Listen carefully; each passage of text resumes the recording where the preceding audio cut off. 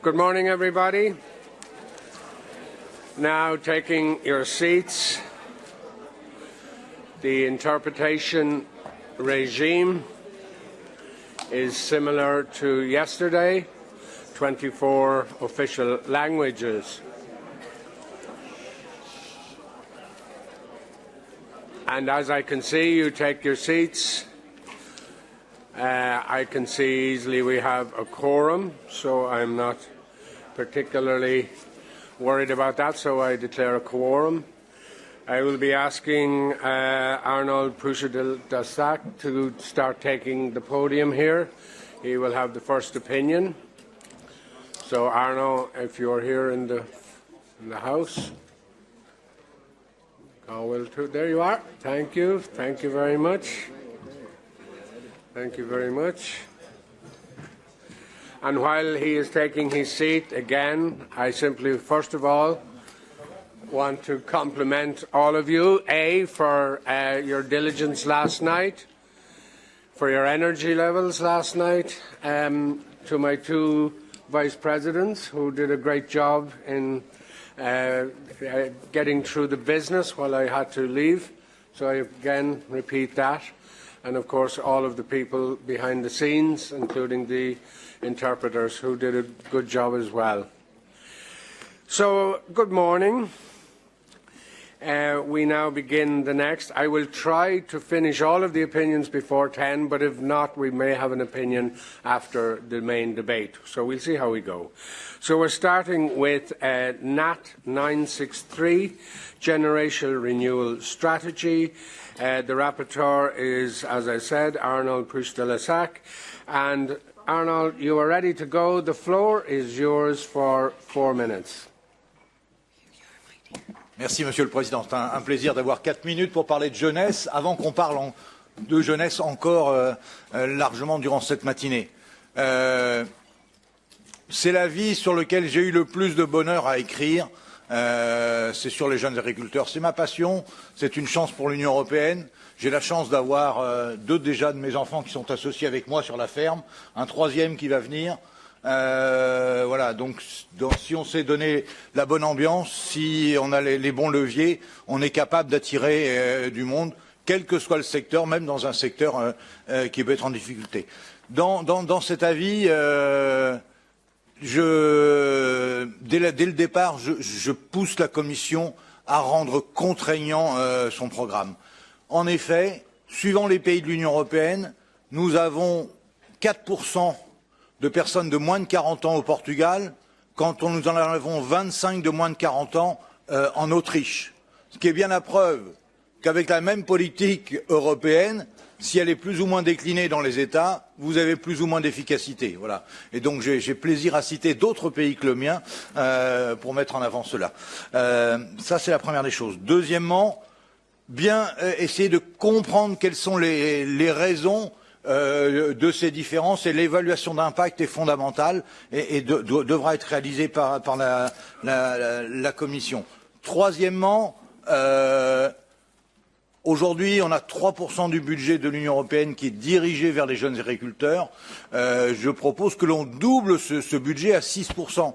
Quand on double cela, on va donner plus de levier et plus d'intérêt pour les jeunes pour venir, mais surtout on fait un effort, nous, les exploitants plus anciens, pour reprendre l'expression de ma voisine de droite, puisque c'est de l'argent qui n'iront pas vers les agriculteurs plus âgés et qui iront prioritairement vers les jeunes, et il faut le faire.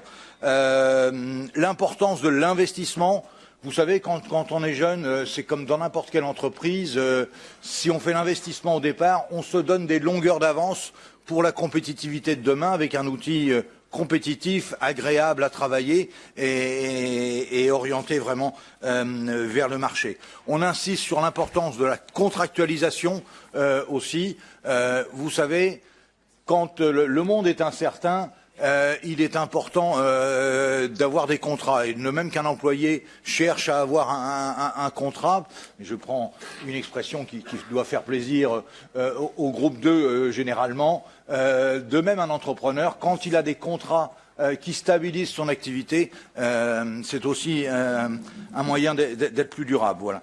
Je souligne l'importance de la main-d'œuvre et de ce message positif. On a besoin d'attirer des talents, on a besoin de conserver des talents, on a besoin d'attirer des employés, et c'est par un discours positif qu'on l'a aussi, et en parlant des réussites et pas uniquement des échecs. Voilà, Monsieur le Président, je ne veux pas être plus long, je veux plutôt écouter la salle et ses remarques. Merci beaucoup.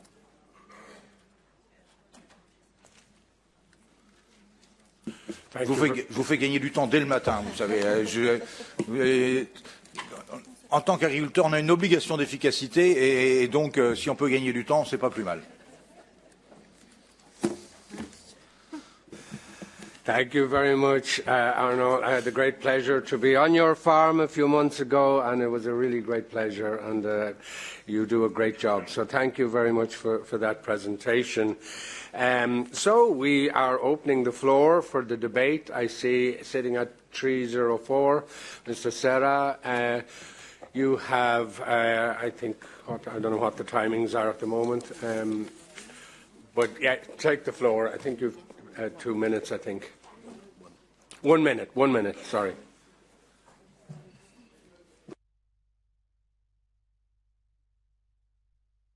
Have you got your microphone switched on? I don't hear you. 304. Are you here? There. Over there. Okay, please begin. Yeah. Thank you, Mr. President. I will speak in Portuguese. Sr. Presidente, queria cumprimentar o relator por o excelente parecer que, no fundo, condensa tudo aquilo que são os pontos-chave e as variáveis que influenciam definitivamente a renovação geracional.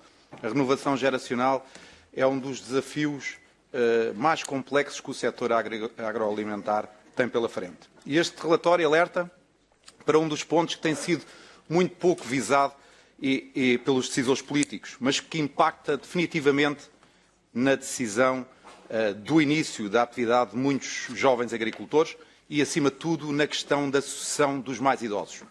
A falta de um sistema de reformas e pensões que garantam um rendimento digno aos agricultores obriga a muitos destes agricultores a manter a sua atividade praticamente até ao fim dos seus dias. E isto tem de ser invertido, para bem daqueles que se querem reformar e que possam continuar a viver dignamente o resto dos seus dias, e também para aqueles que querem criar oportunidades aos que querem iniciar a sua atividade agrícola. É um assunto urgente e esperamos que seja uma das prioridades da Comissão Europeia no próximo quadro financeiro. Muito obrigado. Thank you very much. We now go to seat 329, Stoyan Chukhanov, President of the NAT section. Stoyan, you have 1 minute. Ooh.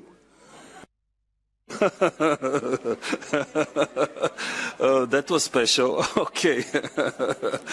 Well, thank you, Seamus.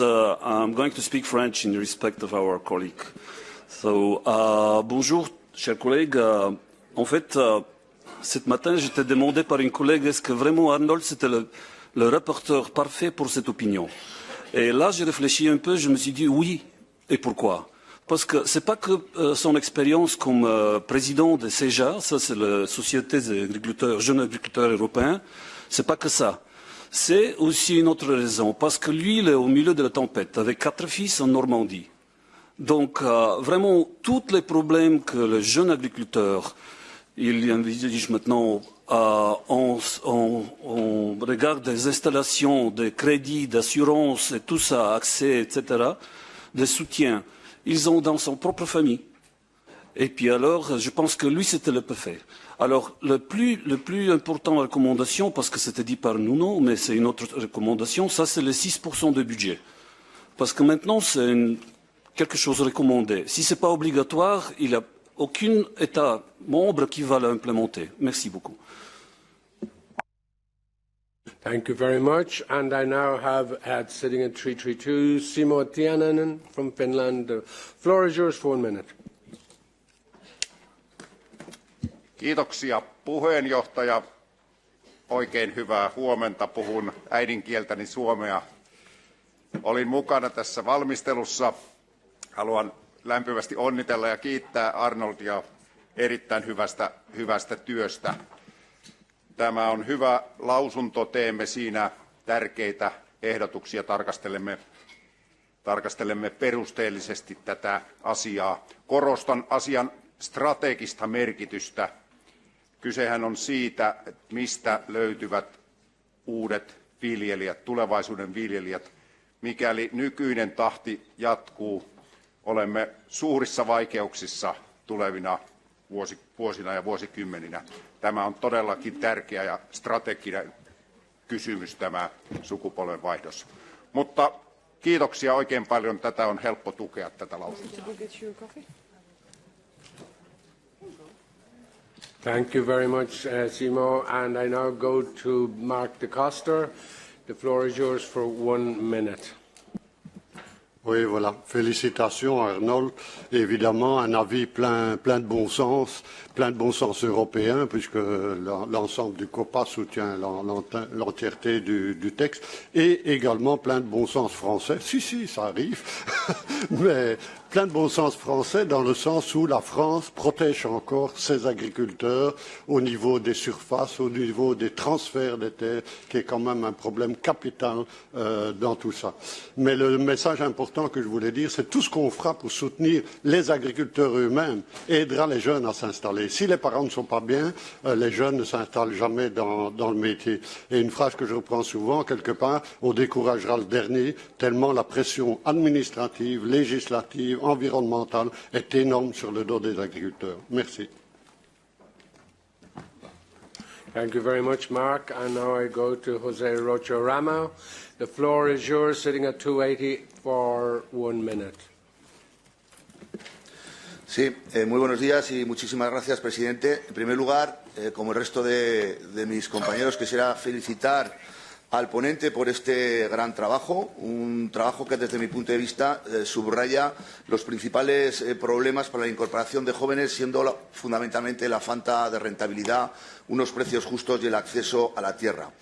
También es muy relevante, y así lo considero yo, que en este documento se haga hincapié en la necesidad de simplificar los instrumentos de la PAC y hacerlos realmente accesibles para quien empieza. No obstante, creo que debemos ir un paso más allá. El dictamen apunta en la buena dirección, pero ahora es imprescindible traducir estas recomendaciones en medidas concretas, ambiciosas, medidas coordinadas a nivel europeo y nacional, porque el relevo generacional no puede seguir siendo una aspiración, debe convertirse en una prioridad política efectiva, porque la situación en estos momentos que tenemos en Europa es un sector envejecido. Por eso yo animo a todos los Estados miembros a que también hagan como ha hecho España, no solamente destinar el 6%, sino destinar el 10% de la PAC a la incorporación de jóvenes al sector. Muchas gracias. Thank you very much. And I now go to Jan Bernice Castells. The floor is yours for 1 minute. Sí, gracias, presidente. Gracias por el trabajo, Arnaud. He podido participar en este dictamen y la verdad que estamos hablando del futuro. Hablar de los jóvenes es hablar del futuro del sector agrario. El recoger en el dictamen que la educación y comunicación es muy importante poderla trasladar a nuestra ciudadanía para que entiendan el quién, el cómo y el dónde se producen los alimentos, que recoge el dictamen, creemos que es muy importante. El reducir durante los primeros 5 años las cargas fiscales en las que se encuentran estas nuevas incorporaciones también es fundamental que se pueda incorporar y que se tenga en cuenta. Uno de los principales problemas es el acceso a la tierra. Para ello, el dictamen también propone mecanismos públicos que faciliten este acceso a la tierra, pero, no obstante, este dictamen y el trabajo que hacemos en este sentido, si no conseguimos una rentabilidad económica en el sector agrario, va a ser muy difícil que se puedan generar estas nuevas incorporaciones que pedimos. Gracias. Thank you very much. And I now go to the final speaker, Piroska Kale, sitting at 168. The floor for you is 1 minute. Köszönöm szépen a szót, elnök úr. Először is szeretnék gratulálni az előadónak. Nagyon komoly, korrekt munkát végzett, mint mindig. Ez már nem az első alkalom volt, hogy együtt dolgozhattunk ezen a kérdésen is. Úgy gondolom, hogy az egyik leglényegesebb üzenete az volt, hogy a generációváltás alapja a rendezett munkaügyi kapcsolatokban is rejlik. A szerződés alapú foglalkoztatás, a kiszámítható munkafeltételek és a biztos megélhetés nem csak stabilitást adnak az ágazatnak, hanem valódi perspektívát is kínálnak a fiatalok számára. Nagyon szépen köszönöm, hogy ezt az üzenetet belevette az előadó a véleménybe, és nagyon remélem, hogy ez további perspektívát kínál, hogy az EGSB, a bizottság ilyen komoly szerepet játszon a generációváltás területén is. Köszönöm szépen! Thank you, Proska, and thank you for your contribution to what is indeed a very strong subject in the EU, and it has major implications. So I go back to the rapporteur, who may reply for 1 minute. Monsieur le Président, c'était un honneur pour moi de vous avoir sur mon exploitation cet été, et j'étais très heureux d'avoir le groupe des agriculteurs globalement chez moi. Effectivement, Serra, tu as raison, le problème des retraités, je l'ai aussi mis dans le texte. Le système de retraite peu développé ou mal développé dans certains pays fait que les gens restent agriculteurs ad vitam aeternam parce qu'il vaut mieux toucher les aides de la PAC et produire peu sur sa ferme que prendre sa retraite. Stoyan, merci pour tes mots gentils. Mais je sais qu'aussi en Bulgarie, un jour peut-être, tu seras confronté à ce problème de succession. 6 mots sur le remplacement. Je voulais dire que j'ai vraiment pris en compte cette importance du remplacement. Vous savez, pour que les gens aient envie de s'installer, qu'ils trouvent des conjoints, il faut aussi qu'de temps en temps on puisse partir en vacances. Et le fait d'avoir des systèmes de remplacement est important. Je répondrai à Marc de Coster et Jaume, le nouveau président, le nouveau porte-parole de la catégorie des agriculteurs en même temps, simplement pour dire que le prix du foncier est très différent suivant nos pays et quand c'est 6 000 € en France un hectare, c'est 16 000 € en Pologne, 21 000 € en Allemagne, 46 000 € en Belgique, 97 000 € en moyenne aux Pays-Bas, et tout ça c'est pour produire la même chose à l'hectare. Et donc il y a quelque chose à faire autour de ça. Je n'ai pas réussi à l'aborder dans la vie. Thank you very much, Arno. Apologies to have to cut you off, but thank you. It is an excellent piece of work, and I do strongly agree with all of the sentiments contained in it. Now, I think there were amendments. They are accepted by the rapporteur, and in case anybody has any problem with that, we are taking that as understood and agreed. So, if that being the case, I am now calling for you to get ready to vote. The vote is open for the opinion. 963 Generational Renewal Strategy.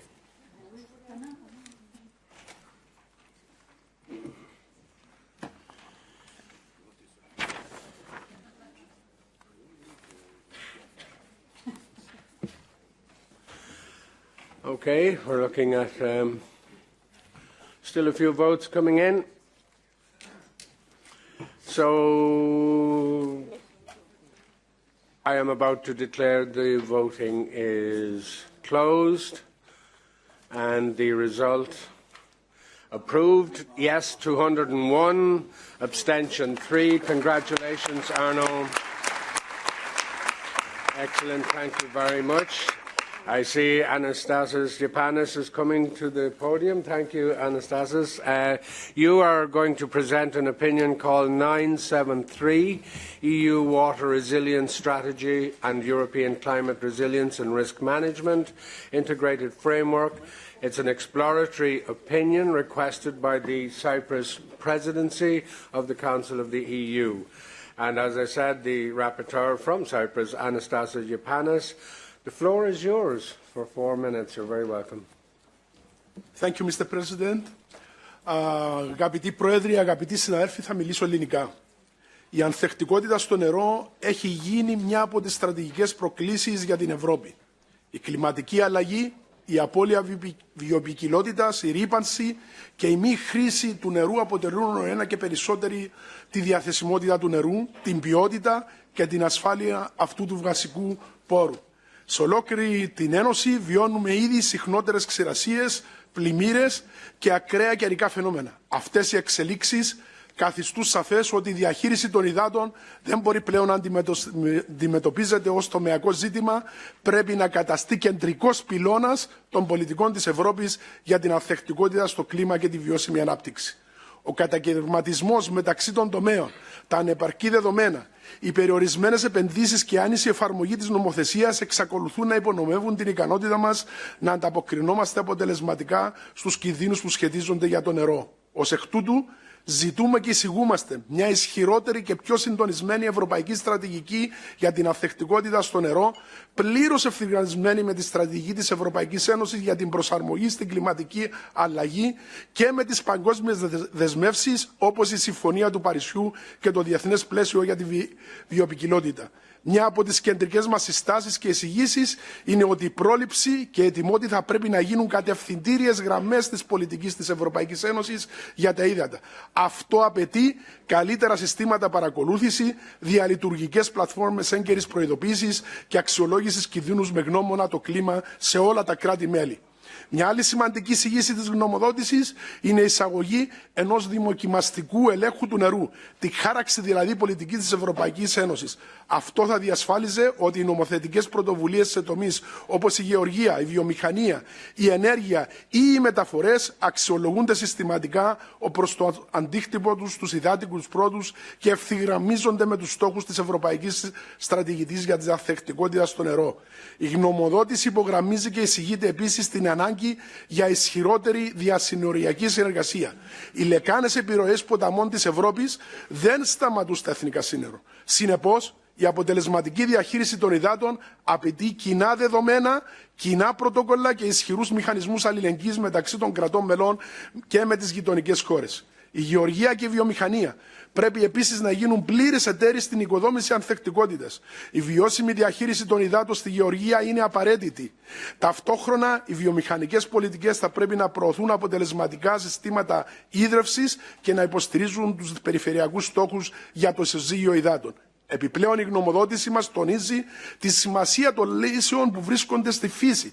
Η αποκατάσταση των οικοσυστημάτων, των υγροτόπων και των φυσικών τοπίων συγκράτησης νερού μπορεί ταυτόχρονα να μειώσει τους κινδύνους πλημμύρας, να μετριάσει τις ξηρασίες, να βελτιώσει την ποιότητα των υδάτων και να αποκαταστήσει τη βιοποικιλότητα. Κανένας από τους πιο πάνω στόχους δεν μπορεί να επιτευχθεί χωρίς επαρκείς πόρους. Για τον λόγο αυτό εισηγούμαστε και καλούμε την Ευρωπαϊκή Ένωση να διασφαλίσει ότι η ανθεκτικότητα στο νερό θα αποτελέσει σαφή προτεραιότητα στο επόμενο πολυετές δημοσιονομικό πλαίσιο με ειδική υποστήριξη για τις περιοχές που αντιμετωπίζουν σοβαρή λειψιδρία. Τέλος, υπογραμμίζουμε ότι η αυθεντικότητα στο νερό δεν εξαρτάται μόνο από πολιτικές και επενδύσεις, αλλά και από τους ανθρώπους.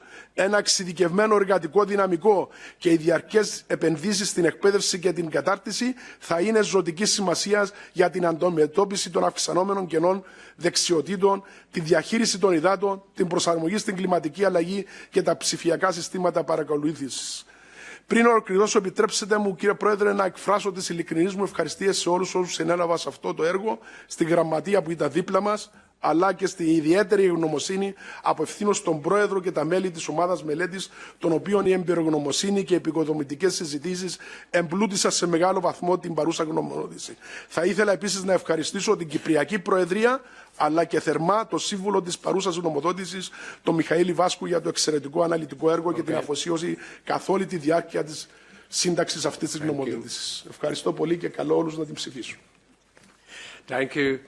Indeed, Johannes, thank you very much, Mr. Johannes. And I had the pleasure of being in Cyprus last year, and we saw at first hand the effects of water shortage in Cyprus. So I know it's close to your heart. So I open the debate to the floor, and we start with Karina Marafabanga, sitting at 218. You have 1 minute. Thank you, President. Colleagues, climate change is not an ideological fantasy, if any of us still believes that.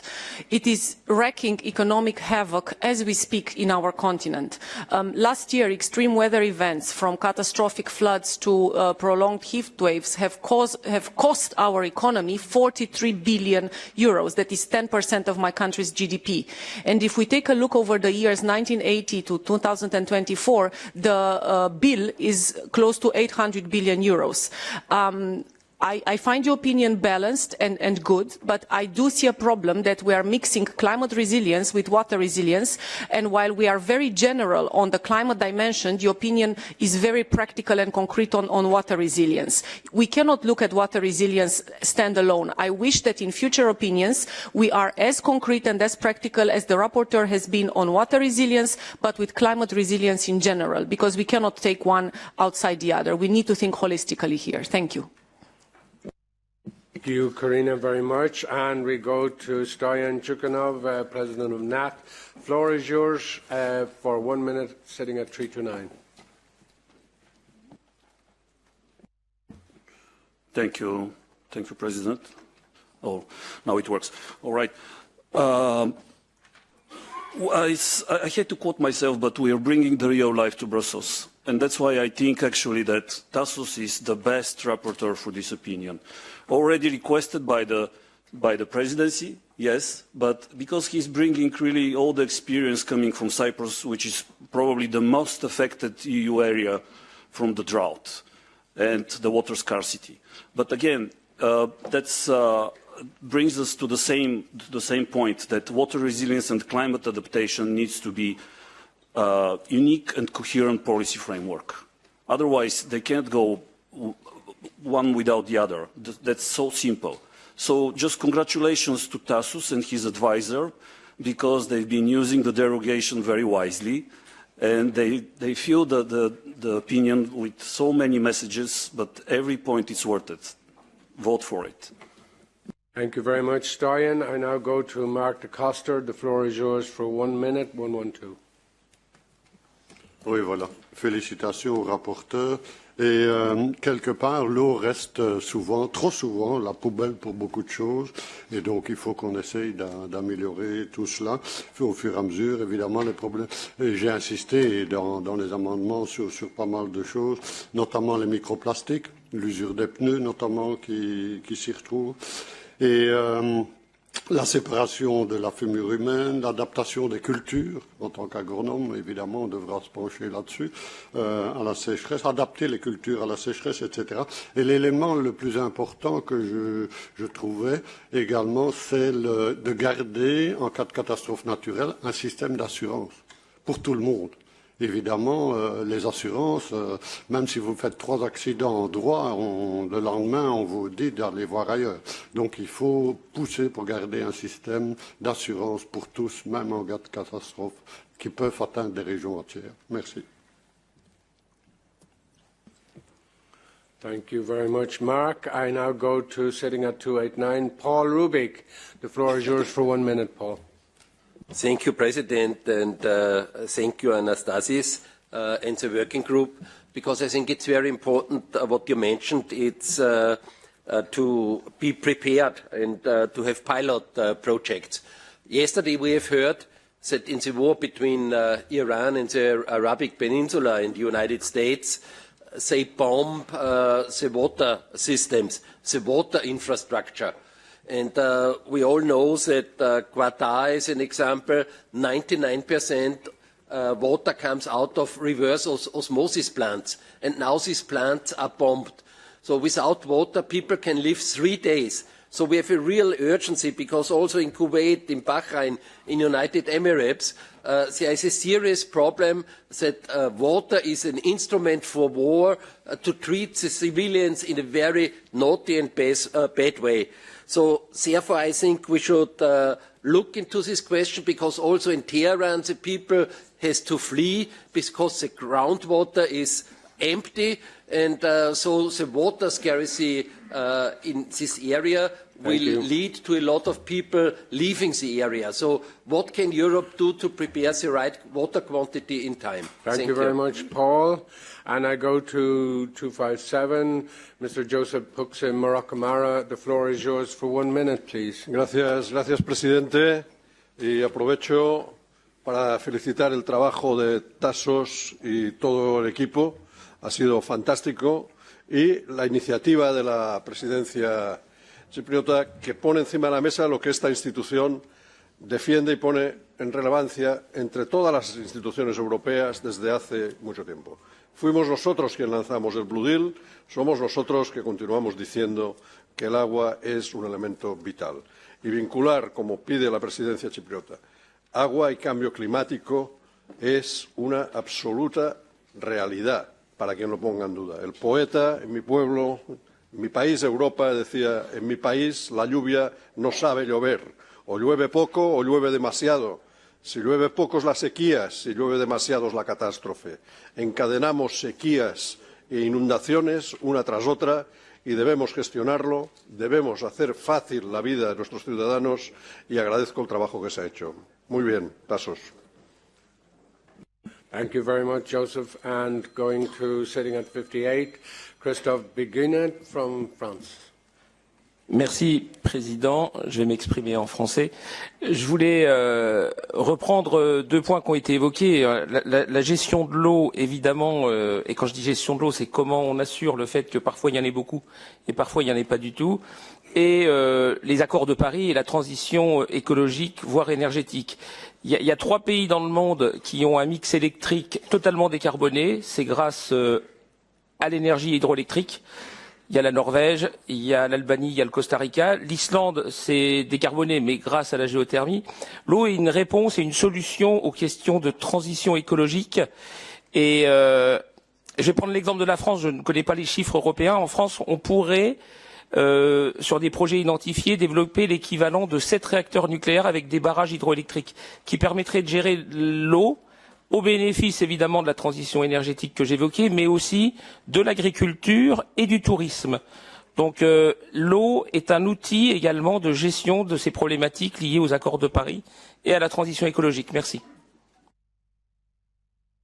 Thank you very much. And now I go to the last speaker, Luis Mira. You have 1 minute. The floor is yours, sitting at 208. Thank you, President. I will speak in Portuguese. Água para país como Portugal é elemento determinante, não só nas alturas em que há seca, mas também, como foi dito pelo colega espanhol, naquela região ou chove muito ou há seca. E, portanto, a construção de barragens é o elemento que permite reservar a água quando temos falta e evitar algumas cheias pela sua gestão. Esta ideia, nos últimos anos, a Comissão Europeia não a tem entendido assim, vê a água só como uma capacidade crescente da produção agrícola. Não é isso. A água é determinante para continuarmos a produzir e isto tem que estar na linha dos investimentos feitos pela União Europeia. Temos que ter resiliência relativamente à água e este é parecer muito importante nesse sentido. Todos que votem positivamente. Thank you very much. And now I go to Tassos for 1 minute reply. Ευχαριστώ κύριε Πρόεδρε. Πρέπει να τονίσω το εξής, ότι και να τον αντιληφθούμε όλοι. Η κλιματική αλλαγή ήρθε και θα μείνει, δεν φεύγει. Η Ευρώπη λοιπόν πρέπει να θέσει το νερό στο επίκεντρο χάραξης πολιτικής της. Η έξυπνη πολιτική σήμερα σημαίνει ασφάλεια στο νερό. Οι προκλήσεις για το νερό δεν σταματούν στα σύνορα. Η κοινή διαχείριση του νερού είναι απαραίτητη για μια ανθεκτική Ευρώπη. Για όλους αυτούς τους λόγους εισηγούμαστε και καλούμε την Ευρωπαϊκή Ένωση να διασφαλίσει ότι η ανθεκτικότητα στο νερό θα αποτελέσει σαφή προτεραιότητα στο επόμενο πολυετές δημοσιονομικό πλαίσιο με ειδική στήριξη για τις περιοχές που αντιμετωπίζουν σοβαρή λειψιδρία. όσο για τους συναδέλφους που πήραν τον λόγο, εξαιρουμένου της Προέδρου γιατί είχα ένα τεχνικό πρόβλημα και δεν καταλάβαινα τα γαλλικά μέχρι να συνδεθώ. Για όλους τους ευχαριστώ για τα καλά τους λόγια. Ιδιαίτερα θα σταθώ στον Πρόεδρο της Ομάδας Μελέτης, αλλά και στον Πρόεδρο του Τμήματος ΝΑΤ που ήταν καθ' όλη τη διάρκεια δίπλα μας. Ευχαριστώ πολύ ξανά και σας καλώ να την υπερψηφίσετε. Thank you, Tassos. Thank you very much, Tassos. Just to go to amendments, they have been all accepted, but I will just call out each one. Number 11 is an amendment that has been accepted.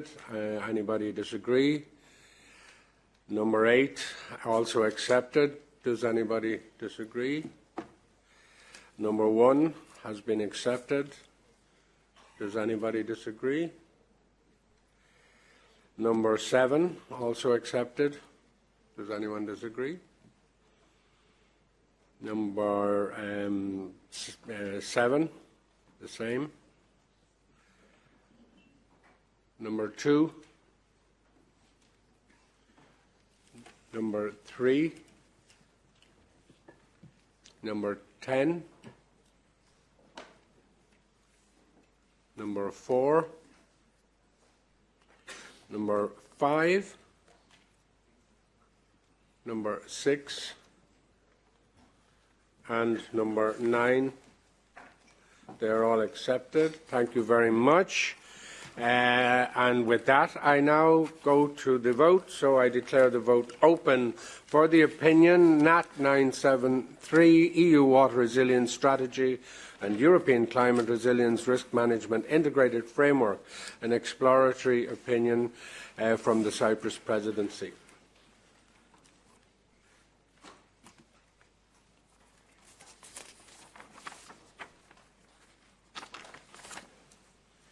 Okay, we're getting close to declaration of closure, and I will now declare the vote is closed. Thank you. As you can see, it's approved. Yes, 216. Number 1, no. Number 1, and abstention 1. Congratulations, Tassos, and that is an excellent piece of work. We will have time to finish the very last opinion before the debate, so I'm calling for Teppo Sakainen, who is already making his way to the floor. That is NAT 976, revision of the Carbon Border Adjustment Mechanism, CBAM, as it's often called. So, Teppo, the floor is yours for 4 minutes when you're ready. Off you go. Mr. President, dear colleagues, as stated, this opinion covers the proposal from the Commission to extend the CBAM to downstream products in steel and aluminium, to propose anti-circumvention measures, and also to present a new temporary decarbonisation fund for sectors covered by the CBAM. This is a topic where we, of course, have existing work in the committee. We have reaffirmed our support for the need of a tool such as the CBAM, where this opinion builds on those. We have also aimed with the opinion for balance. The CBAM has different impacts along the value chain. It is hugely important for the producers of CBAM goods, such as steel or aluminium or fertilizers, but also for the users of those goods, it imposes costs. So we have tried to include all these perspectives in the opinion. Now, firstly, in the opinion, we reaffirm our support to the EU ETS, the emissions trading system, as a key tool to drive decarbonisation in the European Union. It is an efficient, market-based and technologically neutral system, and from a business perspective, gives the choices to companies. And the CBAM is a mirror element, an integral tool in this respect to also give costs to carbon for imports. We emphasise that carbon leakage risks must be robustly addressed, while on the other hand underlining that this is a first-of-a-kind instrument that actually came into force in January. So focus on implementation and also ensuring the free flow of trade and tackling administrative burden is hugely important to ensure that we still need those imports. They are important for our value chains, for producers of technologies, manufacturers of goods based on steel and aluminium, and also, of course, for our farmers who use the fertilizers. We, in this opinion, reaffirm our support for the extension to downstream goods to prevent moving the carbon leakage risk to downstream goods in steel and aluminium, while also underlining that this must be based on impact assessment covering both the users and producers of CBAM goods. Now, there is a newly proposed article, Article 27A, that would give the Commission the power to temporarily freeze the CBAM. We underline here that this needs clarification. It should not create uncertainty for the market and for investments based to decarbonise, for example, our steel, aluminium or fertiliser productions, while on the other hand understanding the need for an emergency brake tool. But the conditions and the processes must be clearly set, and it must be evidence-based. We also underline the importance of addressing the urgent disturbances in the fertiliser market, and that we have seen in the beginning of this year, also in the price hikes of the fertilisers, and we call for the Commission to present comprehensive measures to ensure the availability and affordability of fertilisers and their availability for the next harvesting seasons. This is an urgent matter. Also, we underline that the CBAM is a climate instrument, it is not a trade policy tool, and it is not a fiscal tool to raise revenue for the European Union. This is important for us to be able to defend this measure also to our trading partners outside the European Union. On the temporary decarbonisation fund, it is a quick fix proposed by the Commission. It is not adequate to resolve the questions regarding exports, so we call for a more comprehensive, lasting measure there. Now, finally, let me thank the study group. I have to say that here in the EESC we were more successful in coming with the common balanced position than I was in my own organisation. So I tried to act as an honest broker to gather the views from the study group and from the hearing to come up with a balanced position, and I got great support from the study group in this process, and of course from my advisor. Thank you very much, Teppo. Thank you again for an excellent presentation. I'm now going to the floor. And we're starting with Paul Rubik, sitting at 289. Your timing is 1 minute. The floor is yours. Yes, thank you so much. I think with CBAM, we have again a new regulation where bureaucratic burden are huge. So last week I was in a company trading with nails and screws, and they trade with more than 10,000 nails and screws and tools. And there we learned that for every product they have to go through this procedure. So it costs millions, and I think the Commission should always start with an impact assessment, should create a sandbed to see how it's really working in daily life, and then making implementing acts which makes it possible to get the target, but to reduce or to omit bureaucratic burdens as much as possible. Thank you. Thank you very much, Paul. I now go to Stoyan Chukunov, as I said, President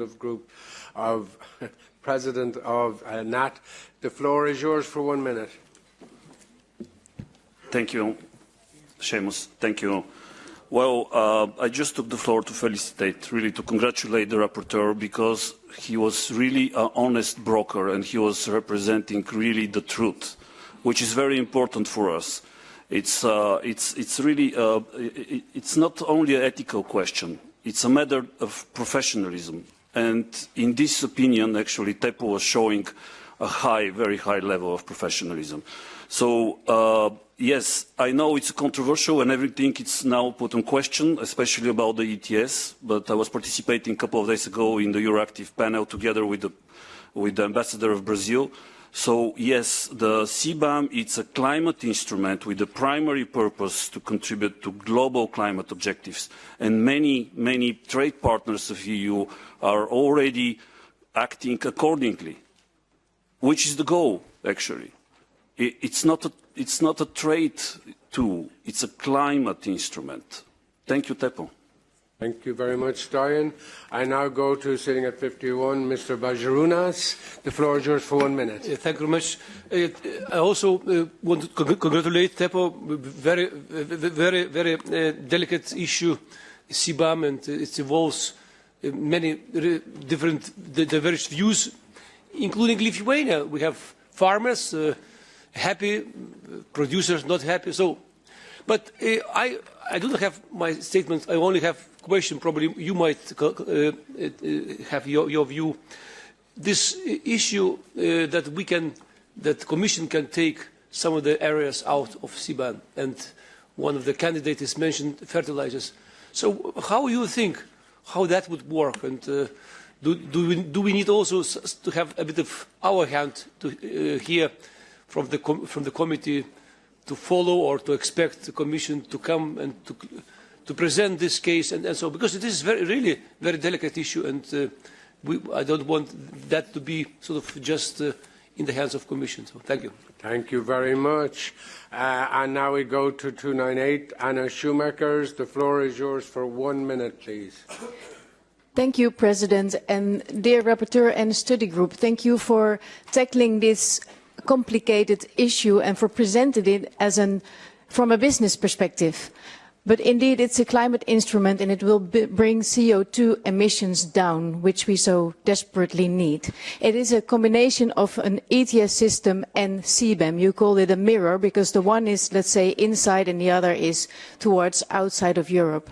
It is a super important instrument for, let's say, our safe future. So it's not only this technical opinion they're delivering, it's really connected to other work that we're doing here and other statements that we make about a safe and green future for Europe. So again, thank you. You have my support on behalf of the nature environmental organizations. Thank you very much, Anna. I go to number 70, Dirk Bargrath. The floor is yours for 1 minute, please. Aus Sicht der Beschäftigten in den betroffenen Sektoren wie der Stahlindustrie ist diese CBAM-Revision kein Randthema. Es geht darum, die industrielle Basis Europas zu schützen und damit Qualität und Sicherheit von Arbeit. Die Ausweitung des CBAMs auf nachgelagerte Produkte ist notwendig. Wenn wir hier Lücken lassen, verlagern wir nicht nur Emissionen, sondern auch Wertschöpfung und Arbeitsplätze. Die betont robuste Anti-Umgehungsmaßnahmen ist zentral. Ohne klare Regeln werden Unternehmen benachteiligt, die in Dekarbonisierung investieren, während andere EU-Standards umgehen. Richtig ist auch der Hinweis auf die Exportproblematik. Mit dem Wegfall der freien Zuteilungen geraten exportorientierte Branchen ins Hintertreffen. Wir brauchen eine langfristige WTO-konforme Exportlösung, die industrielle Kapazitäten und gute Arbeit absichert. Besonders begrüße ich den Verweis auf soziale Kriterien bei öffentlicher Förderung. Wenn wir industrielle Transformation wollen, dann müssen Investitionen auch zur Qualifizierung, Beschäftigungssicherung und guter Arbeit beitragen. Diese Stellungnahme setzt die richtigen Akzente: Klimaschutz, Wettbewerbsfähigkeit und der Schutz hochwertiger Arbeitsplätze. Ich danke dem Berichterstatter für die Zusammenarbeit.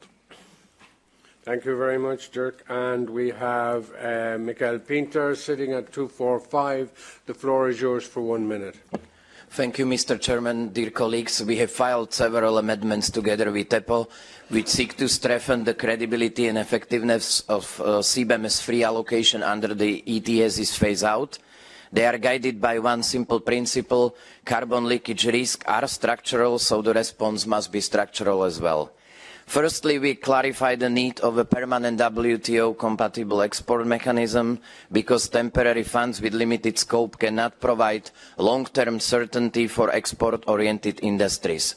Secondly, on downstream extension, we reaffirm that CBAM's purpose is to mirror the ETS carbon costs and that competitiveness impacts, especially for steel and aluminium users, must be properly assessed. Finally, we strengthen anti-circumvention, focusing enforcement where risks are highest, notably in iron and steel. Last but not least, as a representative of the steel sector, I would like to emphasize that we are calling for slowing down of phase-out trajectory under CBAM as of 2028, while intensifying efforts to strengthen and implement the enabling conditions for climate neutrality investment. Thank you. Thank you very much, Miguel. And that is the well done. Thank for the last of the speakers from the floor. Now I go to you, Teppo, for 1 minute. Thank you. Thank you, Mr. President. To Paul Rubig, your example on the nails and screws is a good one. This is why the omnibus lifting the threshold for CBAM was also highly important, and we particularly note in the opinion to take into consideration thousands of SMEs that are also covered by this regulation.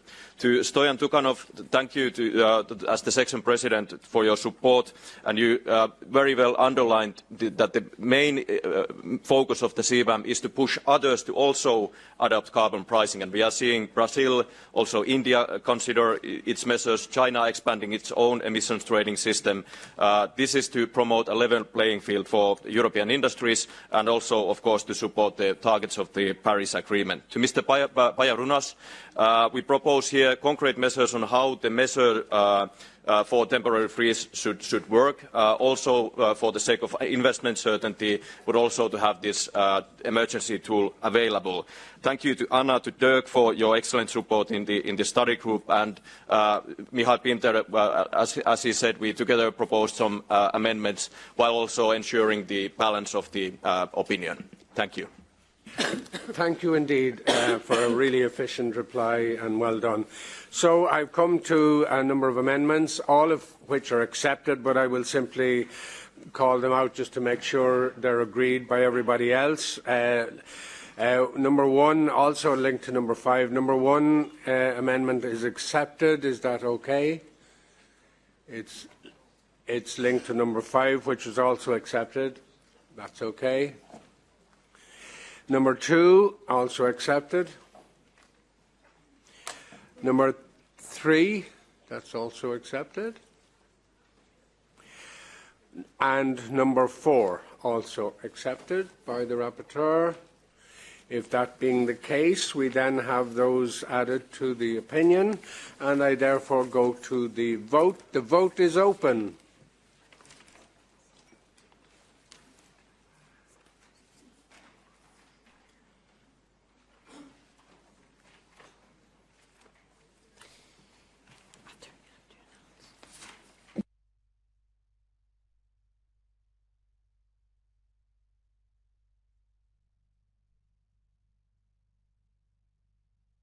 Okay, we're coming to declaring the vote, and the vote is closed.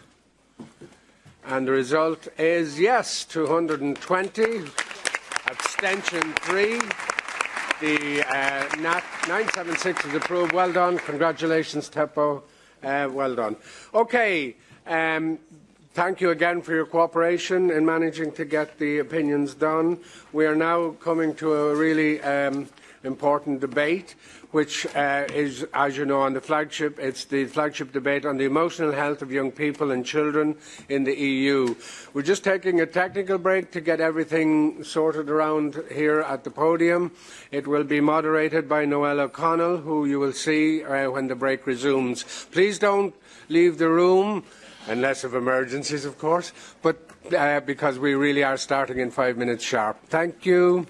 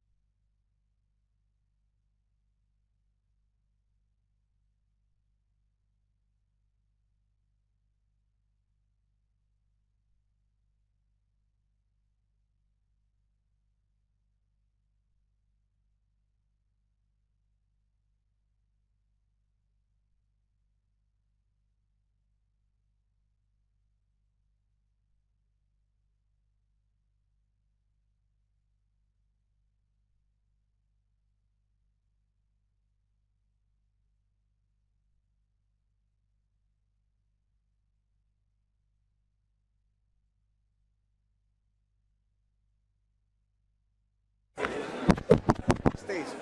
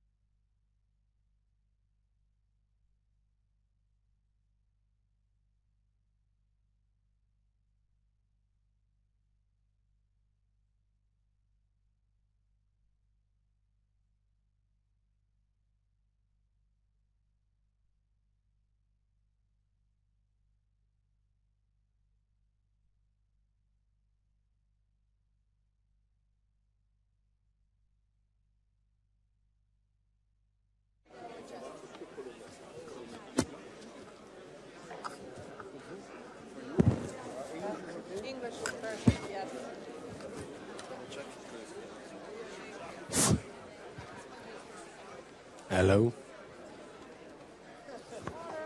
Yeah, that's a good idea. Yeah. Otherwise, we have to go. Yeah, I know. Thank you very much, Agnes. Thank you.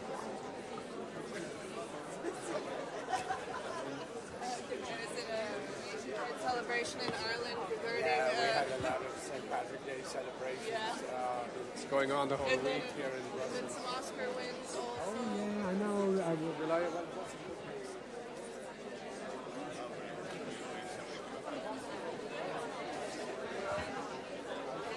I have a great back.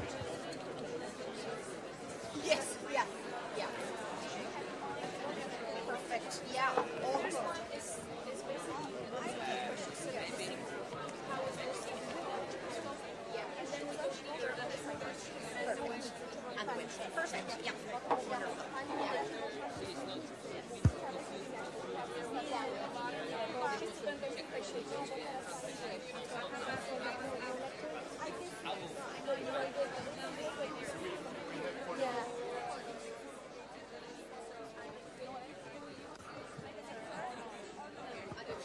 She has twins and then a younger kid. It is, you know, the story about it was destruction. We were all just like, we walked out of the movie theater like this, shaking.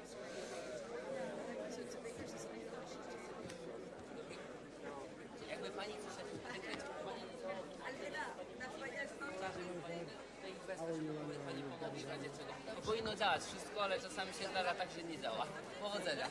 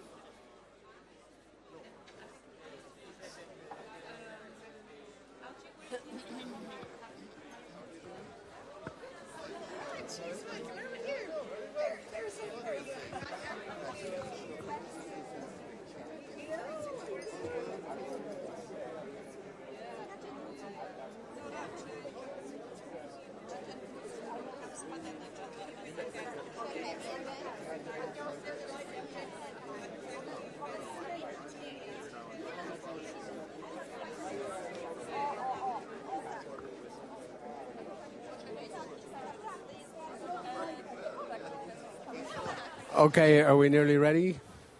Nearly ready? Okay, bells are ringing. So we're now taking our seats, I hope.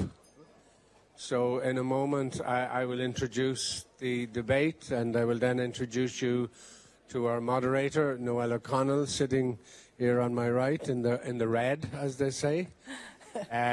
Poland. Despite the fact, of course, that this is Green Week in Brussels, St. Patrick's Week, you know, she's wearing red. I don't know how that happened, but anyway. Thank you, Noel. Noel knows me, so I hope she knows me. But anyway, so look at. I would like to first of all welcome here on this podium Ewa Kopacz, who is somebody I've met in the Parliament quite a lot over the last few months, and I've come to know how passionate and how strongly she feels about this subject. Which is, as you can see on the screen, the emotional health in the EU, institutional perspectives and challenges. And also beside me here, I'm very proud to welcome Agnese Lāce. Great to see you again from Latvia, Minister.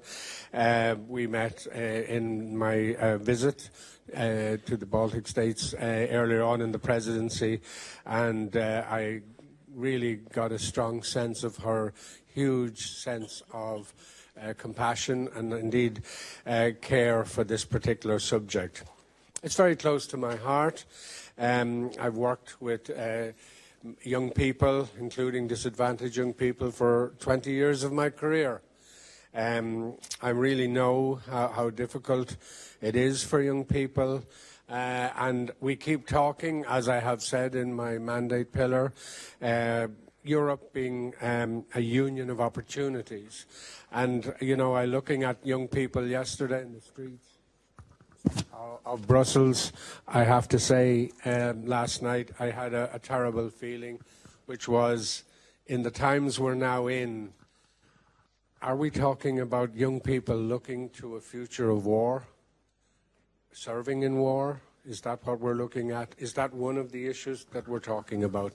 So it is a very interesting times for young people. You'll also recall at our last plenary in February, we talked about the aggression in Ukraine by Russia, and we talked particularly about the effects on children. A fantastic, emotive speech by Olena Zelenska, who really, I suppose, made it very clear just how tough that is on children. We also heard 2 weeks ago here at the committee, we launched a thing called Darkness into Light with Commissioner McGrath, which is really a great a great event in terms of, in a sense, celebrating but remembering the lives of young people who were lost through suicide. Darkness into Light, we did it ourselves just this week, and it is an extremely uplifting and yet sad situation. Regrettably, within the EU, some 84 million people experience emotional health problems. Unfortunately, suicide is part of that, and alarmingly, more than 1 in 2 young Europeans report frequent emotional discomfort. The majority is young women. People in rural areas, especially isolated rural areas, also are experiencing greater emotional discomfort. And we've seen, indeed, since COVID, we may have a legacy because of the restrictions on young people. We may have a legacy of that discomfort, which apparently, according to researchers, is beginning to show itself. We also see the effect of emotional difficulties on young people who are LGBTIQ, again coming to terms with what sometimes is seen as not acceptable in certain countries even, and the pressures that go with it. And we really have to be aware of how that affects those young people. It's crucial that this debate will bring the topic of emotional health, suicide, out of the shadows and into the light. It is imperative that we designate and demystify issues surrounding emotional and mental health. Communities, families, civil society organizations, and all organizations have key roles to play in this world, whether it's at work, whether it's in school, whether it's at play. Not only by supporting and suffering those who suffer from mental health challenges, but by providing and ensuring that the much-needed complementary services are accessible and available. Because really, we talk about people not engaged, we're talking about authorities, educational authorities, work not being enough engaged in all of this process. And we really have to, as I said, bring this out of the shadows and into the light so that it is clear for people who are in this position that they can get help. By integrating emotional well-being, especially education, we can do a lot in terms of developing programs that allow people, especially young people, to declare, in simple terms, I have a problem. I need help.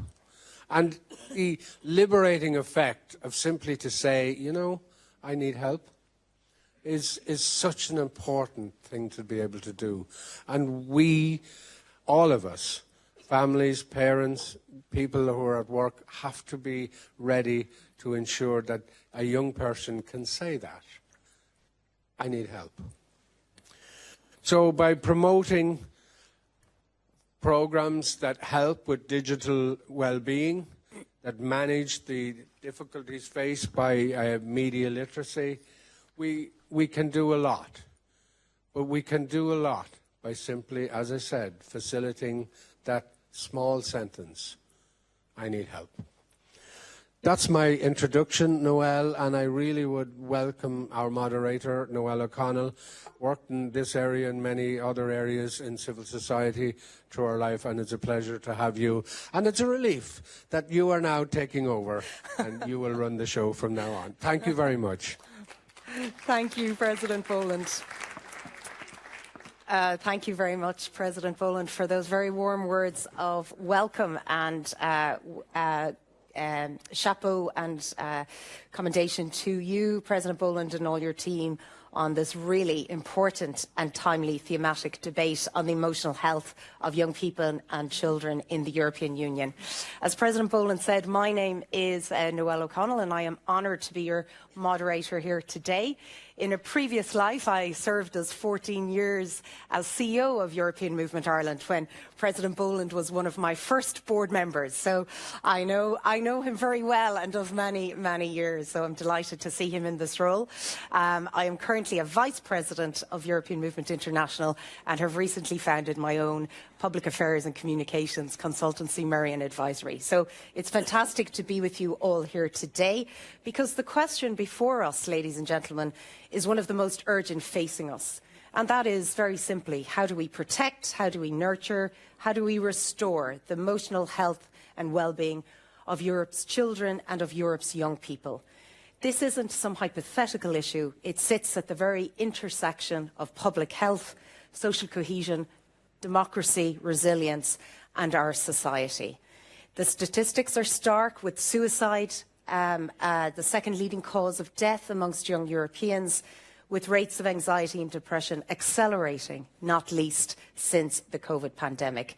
So today we are very privileged to have a fantastic series of panellists and speakers assembling the most important voices on this challenge to explore the topic further, but not only focus on the challenges, but explore and tease out some possible solutions to give us that bit of hope and into the light, President Boland, as you said. So the format for this morning's debate will be as follows. We have 3 panels, and then there will be 2 rounds of member interventions per session, then interspersed with comments and questions from the panel, which will ensure a lively and engaging conversation. As President Boland said, it is Green Week, it is St. Patrick's Week. I've decided to wear red, as I am from Cork in Ireland, which red is the colour there. So it would be a wonderful St. Patrick's Day present for President Boland and myself if we could stick to time to ensure that we get the value from the debate and hear from all our wonderful speakers this morning. For those of you active on social media, we of course encourage you to engage and follow the conversation online across all the EESC social media channels and platforms. So, in terms of our first panel today, very honoured we have Madam Ewa Kopacz, Vice President of the European Parliament, EP Coordinator, Children's Rights Chair, High-Level Group on Gender Equality and Diversity. Welcome, Madam Kopacz. And of course, President Boland, well known to you all. We have Minister Agnese Lāce, Minister of Culture for the Republic of Latvia. Wonderful to have you. And we will also have a video message from Commissioner for Health and Animal Welfare, Commissioner Olivér Várhelyi. So, along with President Boland, our fantastic first panel, and if I might turn to you first, Madam Kopacz, you bring a very unique perspective to this timely debate and conference. And that is both as a qualified and previously practicing children's doctor, a paediatrician, and of course a former Minister of Health in your native Poland. And in your current position as a Vice President of the European Parliament and the role as EP Coordinator on Children's Rights, can you tell us a little bit about the feeling and the sense in the Parliament that exists when we are discussing this topic of mental and physical health and well-being of young people and children in the EU? Bardzo dziękuję. Zanim odpowiem na Pani pytanie, chciałabym serdecznie podziękować Panu Przewodniczącemu Bolandowi za zaproszenie na plenum Europejskiego Komitetu Ekonomiczno-Społecznego. Pana Bolanda poznałam stosunkowo niedawno, ale mieliśmy okazję kilka razy rozmawiać na różne tematy, a przede wszystkim tematy, które mnie interesują, którymi zajmuję się w Parlamencie Europejskim.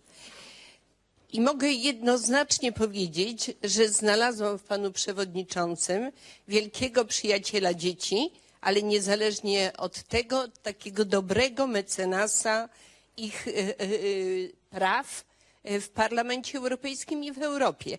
Więc myślę, że nasza taka międzyinstytucjonalna współpraca będzie się coraz bardziej poszerzać. Proszę Państwa, no oczywiście wiecie wszyscy, bo jesteście doświadczonymi członkami Komitetu Społeczno-Ekonomicznego i wiecie dokładnie, że sprawy, które należą i są traktowane jako kompetencje krajowe, a takim jest zdrowie, często nie znajdują swojego wielkiego entuzjazmu, jeśli chodzi o debaty w Parlamencie Europejskim.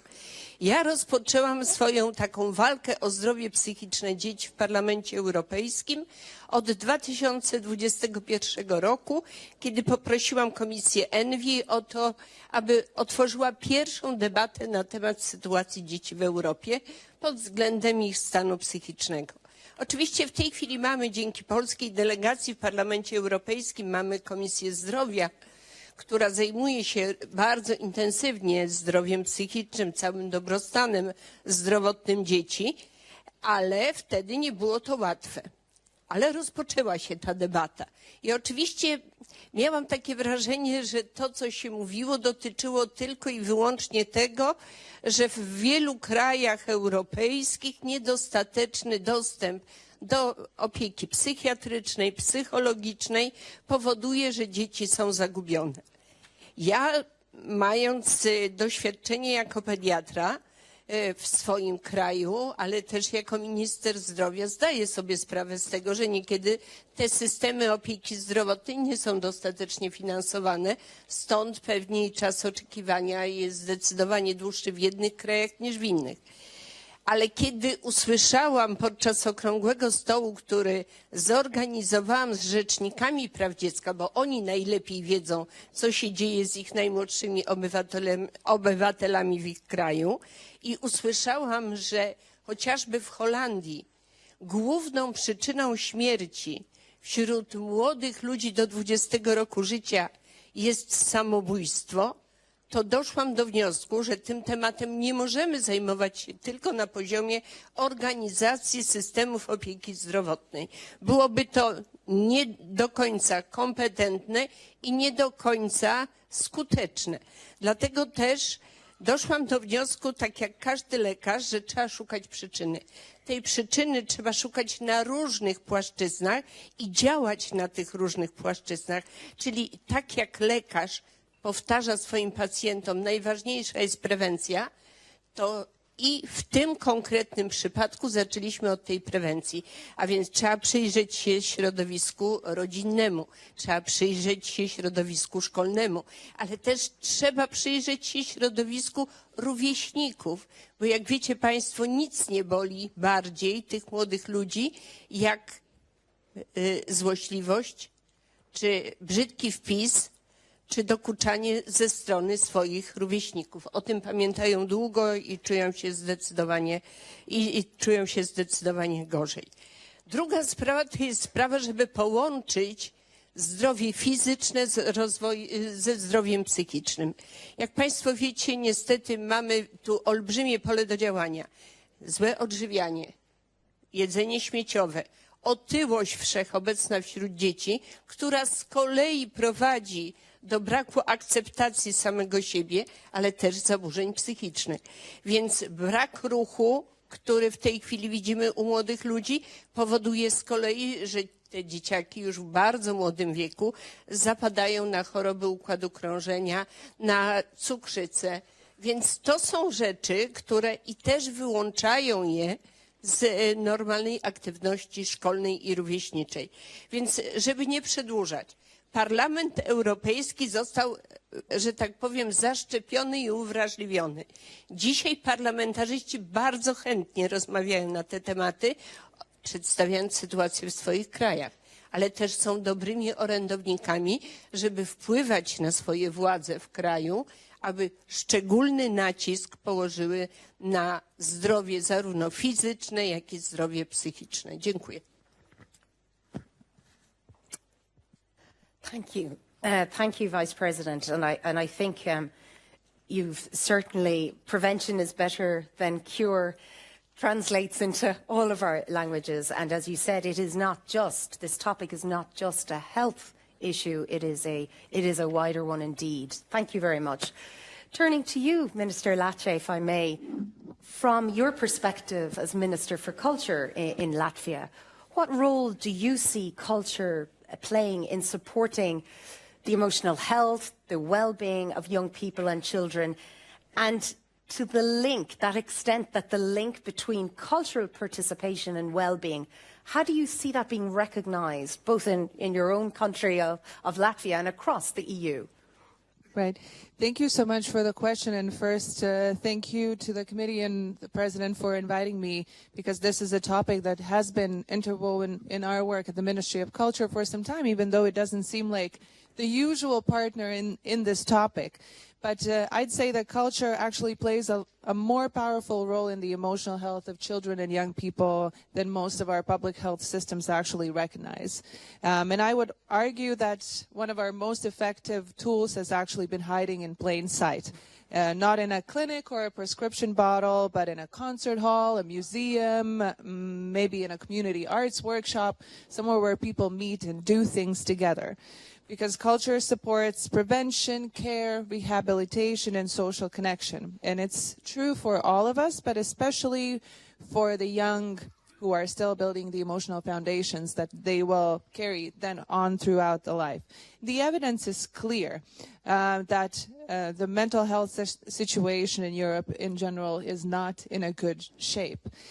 We see that 87% of Europeans believe, though, that participating in cultural activities improves their emotional or physical well-being. And yet we still sometimes think of culture as a luxury. And we should probably move beyond this way of thinking.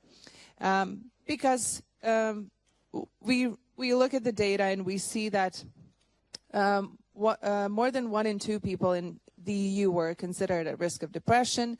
Mental illnesses cost our economies around 4% of GDP. That's around 600 billion euros each year. And suicide remains the second leading cause of death among young women, aged 15 to 29. That's very worrying, especially for me as a mom of a young daughter. And we want to create systems that benefit those that we care most about. And loneliness and social isolation, of course, in line also alongside screen time and digital polarization. This is just the kind of detachment from society is something that happens. But I'm pleased to say that actually at the European level and also in some national policies, there is progress that is being made. The European Commission's communication on a comprehensive approach to mental health and the Council conclusions on promoting and protecting mental health of children and adolescents in the digital era both acknowledge the role of cultural engagement for well-being. We see that this is recognized as a tool. The World Health Organization also calls for a stronger collaboration between culture and health sectors. The Open Method of Coordination Working Group on Culture and Health has now been working for several years, and Latvia has actively participated. We've had these workshops take place also in Riga. We're helping to build a shared European framework for culture-based interventions. And then in 2028, we expect the EU guidelines on culture, health, and well-being. In Latvia, we work to ensure that it's not merely acknowledged in policy-making documents, but actually reflected in project calls, funding calls, and the activities that we expect from institutions. But the recognition alone is not enough. We need this to be recognized in public health strategies, mental health policies, and health budgets. And so I'll gladly use this opportunity to encourage the committee to help advance this agenda so that these guidelines that we expect in 2028 actually arrive with concrete implementation frameworks, including funding, not just lay as a nice brochure on a shelf. Okay. Thank you. Thank you, Minister, and an excellent call to action there for the committee, with again the common theme of culture supporting prevention, which is fantastic. We now turn to a video message from Commissioner Olivér Várhelyi, so I will hand over to our technical colleagues for that. Thank you, President Boland, for having me. Dear members, it goes without saying that children and young people are our future. However, protecting their mental and emotional health has emerged as a big challenge, particularly online, where risks can be amplified and reach them at any moment. Since 2023, the Commission has pursued a new comprehensive approach to mental health. It includes 20 flagship initiatives with nearly 1.3 billion euros in funding opportunities, and it places vulnerable groups, especially children and young people, at the center of these actions. To give you an illustration, one of these initiatives is a new prevention toolkit developed together with UNICEF to help policymakers better support children's mental and physical health. In parallel, we support Member States in sharing proven approaches to mental health. And on the 10th of February this year, we adopted the EU Action Plan against cyberbullying to protect young people online across the EU. I also want to highlight the work happening under the new Safe Hearts Plan. Mental health challenges among adolescents can influence lifestyle choices and increase cardiovascular risks. This is why, when we prepared the plan, we engaged directly with young Europeans to listen to their experiences and perspectives. The picture they gave is clear. More and more young people are struggling with conditions like stress, anxiety, and depression. We cannot accept this as the new normal. The Safe Hearts Plan recognizes this reality and responds to it by promoting a healthy and active lifestyle from an early age. But young people's health today is shaped not only by physical environments and lifestyle choices, it is increasingly influenced by digital spaces. In 2022, 96% of the 15-year-olds in the EU used social media every day. Over a third of them spent over 3 hours a day on it. Beyond the Safe Hearts Plan, we are therefore also launching this year an EU-wide inquiry on the broader impacts of social media on people's well-being, especially for children and young people. As a first step, a Eurobarometer survey is looking at the impact of excessive screen time and social media on mental health.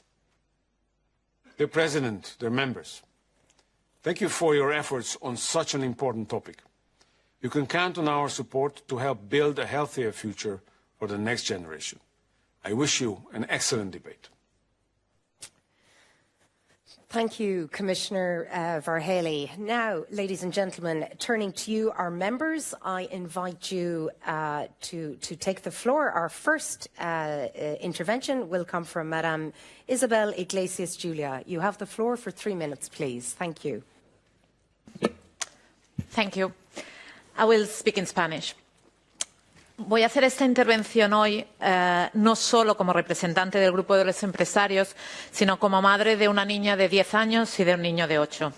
Y créanme todos cuando les digo que estoy convencida de que criar y educar a mis hijos es la responsabilidad más grande y el desafío más importante de mi vida, y que todo padre o madre puede tener por delante, y que la oscuridad de los tiempos que vivimos le confiere una dificultad añadida. Hoy pensaba hablarles de la urgencia de actuar en la salud mental de nuestros chicos, de nuestros hijos, de los efectos de las redes, de las modas en los trastornos alimentarios, de cómo las redes exacerban el bullying, de las cifras alarmantes de suicidios en jóvenes que evocaba el presidente, de cómo piden los que saben, los que pueden, más y más ayuda, y de cómo la falta de recursos en educación exacerba este problema en muchos de nuestros países. Es un problema social de primer orden. En España, los problemas de salud mental están teniendo un impacto enorme y les doy un dato desde el empleo. Las bajas por trastornos en salud mental entre los menores de 35 años han aumentado desde 2015 en un 325%. Pero todo esto se recrudece por la dura realidad que nos rodea. Llevo toda la semana sin quitarme de la cabeza una gran tristeza y una fuerte desesperanza. Tengo clavada en la retina la mirada perdida de Mustafa, un niño palestino de 9 años que sobrevivió, junto con su hermano Khaled, de 12, al brutal asesinato de sus padres y hermanos en las calles de Cisjordania. El periódico de mi ciudad tuvo la valentía de tenerle en portada todo un día. Mustafa es una víctima más de un conflicto casi eterno que todos conocemos, pero la humanidad parece permitirse hoy crear nuevas guerras de consecuencias imprevisibles. Las guerras lejanas son también nuestras guerras. Esos niños podrían ser los nuestros. Mi hijo Teo solía preguntarme antes de dormirse: «Mamá, ¿ya se ha acabado la guerra de Ucrania?». Ahora Teo me pregunta: «Mamá, ¿ha empezado ya la Tercera Guerra Mundial?». «Cuánta guerra», decía la escritora catalana Mercè Rodoreda en un libro homónimo. En un pasaje de ese libro, que retrataba la Guerra Civil Española, decía: «Mi madre le había contado a alguien que si las criaturas lloran mucho rato seguido, acaban rompiéndose. No las rompamos más». Gracias, presidente, por poner este tema tan alto en la agenda de esta casa, y a las ponentes y al comisario por su trabajo y empeño en esta causa común. Gracias. Muchas gracias, señora. Gracias.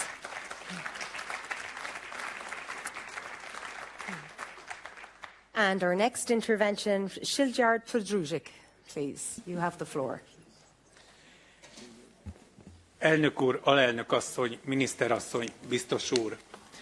A gyermekek és a fiatalok érzelmi egészsége kiemelt jelentőségű ügy. Nem csupán egészségpolitikai kérdésről beszélünk, hanem családpolitikai, közösségi és jövőnket meghatározó kérdésről is. Egy társadalom ereje azon is múlik, hogy a gyermekek biztonságban nőhetnek-e fel, kaphatnak-e figyelmet, kapaszkodót, stabil értékrendet és valódi emberi kapcsolatokat. Világosnak kell lenni, hogy a gyermek nevelése elsősorban a család joga és kötelessége. A gyermek első és legfontosabb közege a család, ezért a fiatalok lelki egészségéről szóló bármilyen felelős gondolkodásnak innen kell kiindulnia. A szerető családok, a megerősítő közösségek, az iskolák, az egyházi és civil közösségek mind pótolhatatlan szerepet töltenek be abban, hogy a fiatalok lelki egyensúlyban, biztonságban és bizalommal tudjanak fejlődni. Ma a fiatalokat számos új terhelés éri.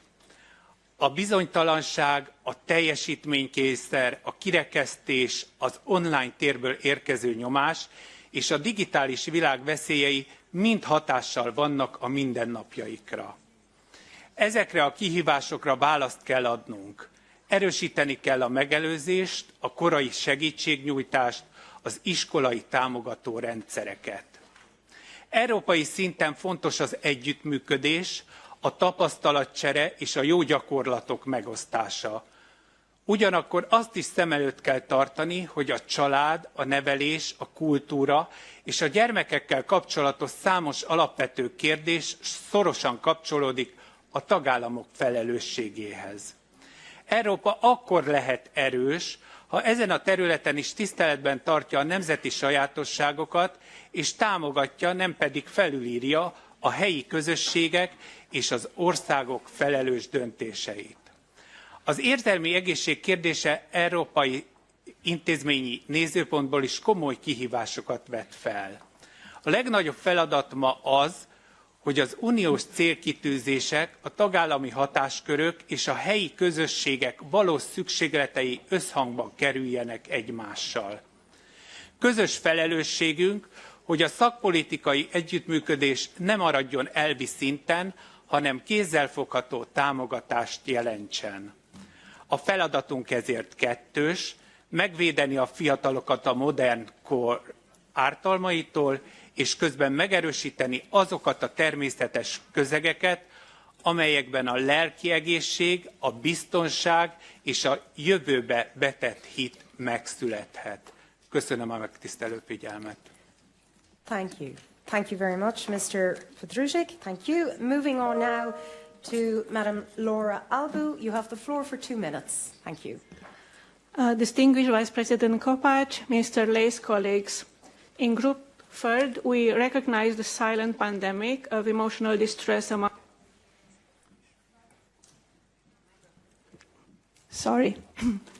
In Group 3, we recognize the silent pandemic of emotional distress among our youth, but we must be honest, our institutional response is failing because it remains gender blind. Vice President Kopacz, as leader of both children's rights and gender equality, you know that youth is not a neutral category. When youth policy is gender blind, it ignores the specific structural barriers and digital harassment that disproportionately silence girls. We cannot claim to support youth while leaving girls in a policy blind spot. The most devastating driver of this crisis is violence against women and girls. For many, emotional distress isn't a medical mystery. It is a logical response to an unsafe environment. Whether witnessing domestic abuse or enduring gender-based cyber violence, the trauma is systemic. We cannot talk about resilience for girls while they are still living in fear. Resilience is no substitute for protection. The Commissioner Várhelyi and this House health is inextricably linked to safety. We demand an institutional framework that integrates violence against women prevention directly into all mental health strategies, disaggregates data by gender and age to move beyond one-size-fits-all solutions, provides flexible long-term funding to the grassroots women-led NGOs who are the primary architects of community resilience. If our strategy doesn't explicitly protect and empower women and girls, it isn't a strategy for the whole Europe, it's a strategy that abandons half of it. Thank you. Thank you, Madam Albu. And our final speaker, you have the floor, Madam Katrina Latane, for 1 minute. Thank you. Good morning to all. Thank you very much to all the speakers. I'm over here. Yeah, no, yeah, you got me? Okay. So my name is Katrina. I come from the youth sector, so my question is grounded in our direct experience. I want to underline that we must stop treating youth mental health as a private medical struggle and recognize it as a structural political crisis. Youth well-being is not just a personal choice, it's a direct result of socio-economic conditions from housing to job security that young people face across our union. Youth organizations and youth work are already on the front lines, but they need more than cheerleaders. They need to be empowered and acknowledged as strategic stakeholders in constructing well-being by design. So my question is, how will the EU and member states shift from crisis management toward well-being by design by formally empowering youth organizations and recognizing the youth sector as a primary preventive pillar of our social infrastructure? Thank you. Thank you. Thank you, Katrina. Thank you for those interventions, ladies and gentlemen. And if I may, turning to you first, Vice President Kopacz, it is over a month ago, as you mentioned, since the European Commission published the EU Action Plan against cyberbullying that called for certain actions. And in your role as chair of the Parliament's high-level group on gender equality, what are your observations on the Commission's draft? And as we look at the whole online cyberbullying, particularly in girls, as we have heard from the interventions, a week or so after we marked International Women's Day, what would you like to see the EU do more of to make the online world safer for those younger people, particularly young girls? Thank you. Bardzo dziękuję za to pytanie. Będzie to też odpowiedź na kilka wystąpień, które wysłuchałam. Otóż nikt nie wymyślił internetu dla dzieci. Nie takie było założenie od początku. A kto jest największym użytkownikiem? No, dzieci i młodzi ludzie. Tak jak dzieci nie wymyślają wojny i nie uczestniczą w niej bezpośrednio oczywiście, ale są niekiedy ofiarami i są wystraszone sytuacją, która się dzieje w ich kraju czy w sąsiednim kraju. A więc odpowiedzialność spada. Tu któryś z przedmówców powiedział, rodzina jest najważniejsza. Tak, proszę Państwa, rozmawiam z tymi młodymi ludźmi praktycznie rzecz biorąc codziennie. 2 dni temu miałam spotkanie z Europejską Platformą Dzieci, która doradza Komisji, jak stworzyć prawo bezpieczne i dobre dla dzieci. Co mówili ci młodzi ludzie? Ci młodzi ludzie mówią, dla nas przemoc w świecie online to jest codzienność. Ale to, co mnie najbardziej przeraziło, to kiedy przeczytałam raport sporządzony tu w Europie, że ludzie młodzi i dzieciaki niekiedy przed 10 rokiem życia, które doświadczają przemocy w internecie, tylko w 60% zgłaszają się do rodziców, o pomoc, w 20% do nauczycieli, a pozostała część to jest blisko 20%, to są dzieci, które trzymają to w środku, nie pójdą do nikogo, prosząc o pomoc. To mnie przeraża. 60% tylko do rodziców. Czyli zobaczcie Państwo, jak wielką pracę domową mają do odrobienia rodzice w tej chwili. Jak pytam, ile godzin spędzasz przed ekranem? No, kilkanaście. A co na to rodzice? Chłopczyk odpowiada mi, chłopczyk 11-letni odpowiada mi, są szczęśliwi, bo mogą się swoimi sprawami zająć. To jest lekcja do odrobienia dla rodziców. Potrzebna nam jest edukacja cyfrowa w szkołach, w przedszkolu, kiedy mówimy, gdzie jest bezpiecznie, gdzie nie. Nie kwestionując internetu jako coś do końca złego, bo możemy korzystać z internetu, możemy wiele z niego czerpać. Ale wtedy, kiedy narażają nas na przeżycia bardzo, bardzo to nieprzyjemne, to musimy mieć instytucję lub kogoś, do kogo możemy się o pomoc zwrócić. I dlatego właśnie Unia Europejska wymyśliła plan działania przeciw cyberprzemocy. Ale ten plan będzie tylko wtedy skuteczny, kiedy we wszystkich krajach europejskich ten plan będzie lokalnym planem walki z cyberprzemocą. Ja rozmawiałam w czasie 8 marca z bardzo ważną osobą. To była Jackie Fox. Przyjechała do Parlamentu Europejskiego, żeby opowiedzieć o swojej córce, Nicole Coco, która popełniła samobójstwo. Dlatego, że była nękana w internecie, ale też nękana była wśród swoich rówieśników w szkole. Bo to nękanie rówieśnicze, ono nie zostaje wtedy, kiedy dziecko wychodzi ze szkoły i wraca do domu. Ono idzie razem z nim do domu. Ono potem przez 24 godziny brzęczy w jego uszach. Kobieta, która w wielkiej rozpaczy po śmierci córki doprowadziła do tego, że w Irlandii cyberprzemoc stała się przepisem mówiącym o tym, że jest to przestępstwo. A więc polityka ma też swój udział w tym, żeby naprawiać to, co internet może złego zrobić naszym najmłodszym. Ja chcę powiedzieć, że to jest temat, o którym można by było mówić godzinami. Ale nie można jednoznacznie wskazać winnych za to, co się w tej chwili dzieje. Nie zapominajmy oczywiście o platformach i o algorytmach. I tu politycy mają wielkie pole do popisu, żeby tworzyć takie prawo, jak chociażby akt o usługach cyfrowych, które będzie chronić naszych najmłodszych. Przekroczyłam czas, przepraszam. Thank you, Madam Kopacz. Thank you. And actually, President Boland, to pick up, if I may, turning to you, as Madam Kopacz said about Coco's Law, that I know the Parliament and you mentioned in your opening remarks, and your Darkness into Light walk on suicide prevention with Commissioner McGrath. Do you think the EU should and could be doing more? What is your stance and view on the bans that we have heard other countries talk about from your perspective? Yes, of course, and I'm very glad, Eva, you mentioned Coco's Law, because we're very aware of it in our country. And we're also aware of the debate generally that's, I think it's coming into most countries as to what do you do here? Do you introduce laws to force, especially cyberbullying, or do you do it differently?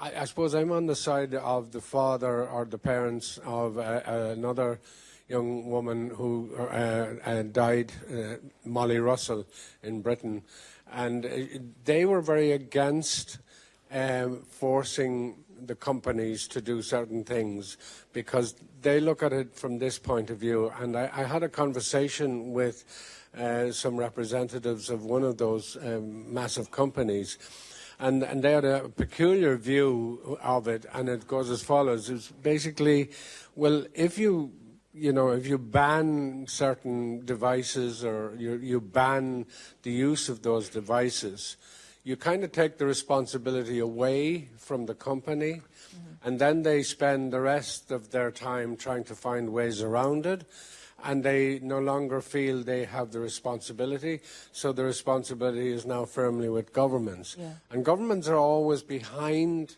in this because obviously the technology keeps moving.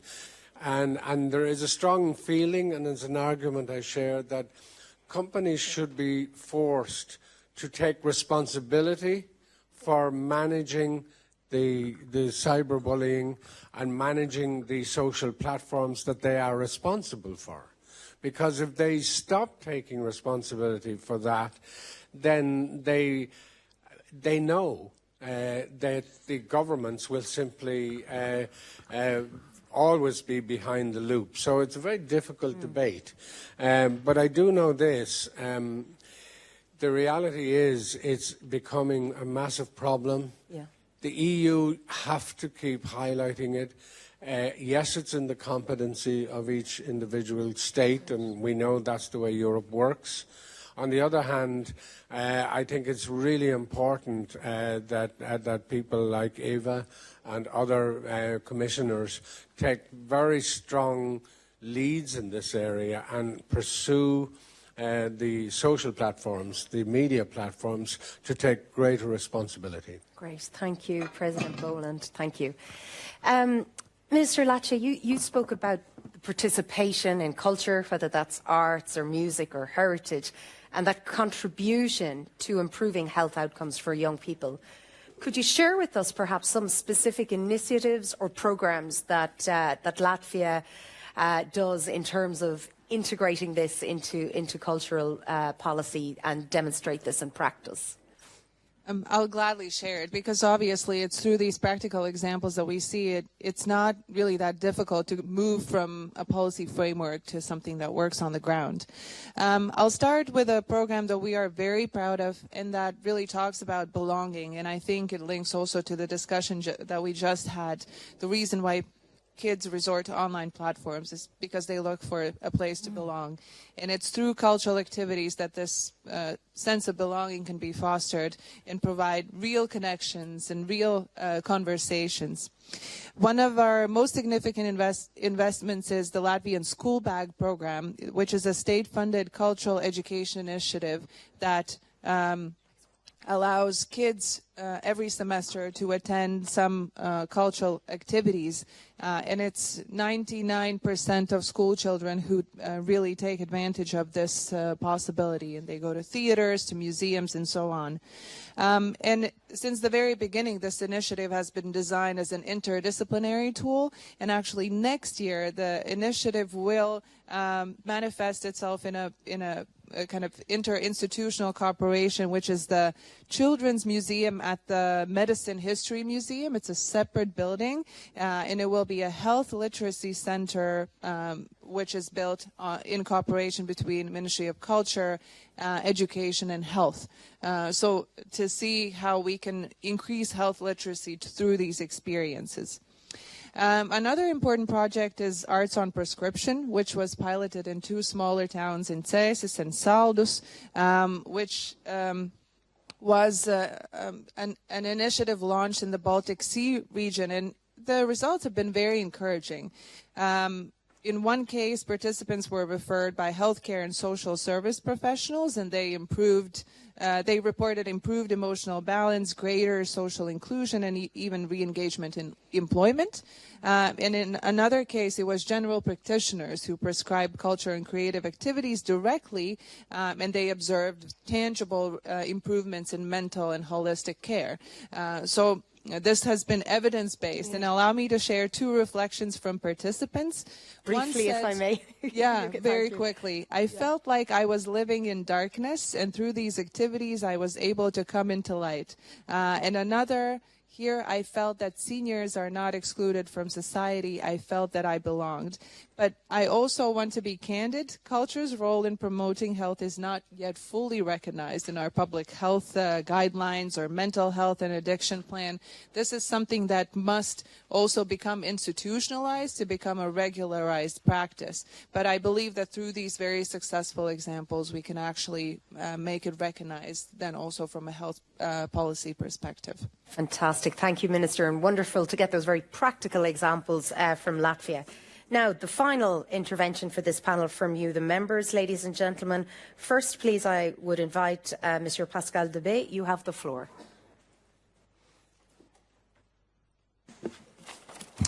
Yes, thank you very much. I will speak French. Oui, je voulais insister sur le coût social de ces questions. En effet, on est confronté, ça a été dit par les différents intervenants et responsables sur la tribune, qu'on est face à un processus d'augmentation de la souffrance psychique. Je pense qu'il est bon aussi de rappeler que 75% des troubles psychiques se développent avant l'âge de 25 ans. Il y a donc vraiment une nécessité à avoir des politiques de repérage, des politiques d'information, y compris pour le grand public, y compris pour les professionnels de l'éducation, les professionnels du soin, mais sans doute aussi au sein du monde du travail, parce qu'on le sait, hélas, les coûts qui ont été opérés dans les dépenses publiques, dans les dépenses de santé depuis maintenant de longues années, impactent ces politiques de prévention, ces politiques d'information. Or, c'est un enjeu primordial, vous l'avez tous compris, je crois qu'on sera toutes et tous d'accord ici, que plus on repère tôt, plus on accompagne, plus aussi on a les moyens d'accompagner, ce qui va quand même nécessiter, même si en effet, comme le Président vient de le rappeler, il y a des politiques nationales sur les questions de santé, il y a vraiment une volonté politique à afficher, je pense au niveau de la Commission et des décideurs, pour en faire une priorité, parce que si nous sommes confrontés en effet à des actes terribles de suicide, bon, je ne vais pas m'étendre sur tout ce qui a été dit sur le numérique, mais on sait tous ici que c'est un enjeu considérable qui transforme, on le voit, je dirais, ce qui fait société dès le plus jeune âge, le rapport à l'école, le rapport aux loisirs, le rapport au sport, tous ces outils dont on a besoin, quel que soit notre milieu social, quel que soit notre lieu où on habite, que ce soit en ville ou dans le rural. Donc je pense qu'il y a vraiment une nécessité là-dessus d'avoir des politiques au plus près des territoires, d'avoir des politiques aussi qui permettent d'orienter, et d'orienter rapidement vers des professionnels. Or là, je crois qu'on a un enjeu considérable. Le manque de travailleurs sociaux, le manque de psychiatres, le manque de pédopsychiatres, le manque d'assistantes sociales, le manque de tout ce segment professionnel qui va être attentif, qui va pouvoir repérer, qui va pouvoir orienter là aussi, je crois que c'est vraiment quelque chose qui est face à nous. On met beaucoup d'argent sur d'autres questions, on a d'autres enjeux évidemment énormes à traiter, mais je crois quand même que cet aspect-là, il va être comment dire, incontournable. Parce que si on a des jeunes qui sont en souffrance et qui ont des problèmes qui traînent toute leur vie, on sait très bien que c'est un coût social, je le redis. Et je voudrais quand même terminer par un dernier point qui est quand même aussi un point essentiel. 2 minutes, c'est le lien avec la pauvreté. Le lien avec la pauvreté, on sait que quand on est en situation de pauvreté, ces aspects-là sont démultipliés. Merci bien. Merci, Monsieur Debay. Thank you. Our next speaker, Mr. Andris Gobens, you have the floor for 1 minute, please. Thank you. Thank you, Noel. speak in Latvian. Man ir liels prieks, ka Latvijas kultūras ministra atbild arī par pilsoniskās sabiedrības jautājumiem un sabiedrības līdzdalību, un es lepojos vienmēr kolēģiem šeit Briselē ar to, ka Latvijā mēs kā pilsoniskās sabiedrības organizācijas regulāri piedalāmies ministru kabineta sēdēs, tajās varam runāt, piedalāmies Saeimas komisijas sēdēs, tajā varam runāt un paust savu viedokli. Vakar Vācijas skolēnu barometrs tika publiskots, un šī Vācijas skolēnu barometrā parādījās 5% pieaugums psiholoģisko uzkrītošo jauniešu skaitam. Tātad jau 1 no 4 jauniešiem Vācijā ir psiholoģiski uzkrītoši, un man pārliecība, ka tas ir visās Eiropas valstīs līdzīgi.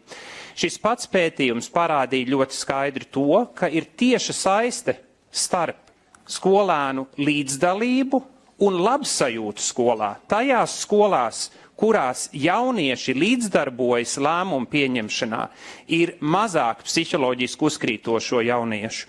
Un tāpēc gribētu īpaši lūgt gan jūs, Agnese, gan arī Evu kā lēmumu pieņēmējus tanī brīdī, kur notiks budžeta sarunas, īpašu uzmanību pievērst tam, ka jauniešu balsis arī turpmāk tiktu sadzirdētas Eiropas līmenī.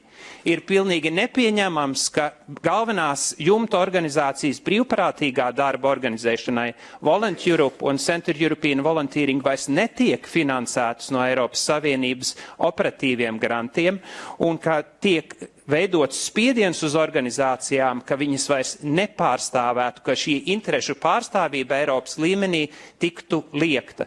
Jauniešu balsīm ir jāizskan Eiropas līmenī un nacionālā līmenī, un tāpēc sarunās par Agora EU ir ļoti būtiski, ka mēs noturam kanti to, ko prasa Eiropas parlaments par būtisku palielinājumu, jo tas ir arī vislabākais veids, kā šīs psiholoģiskās problēmas preventīvi risināt. Paldies! Thank you, Andres. Madam Kopacz agrees with you. Thank you.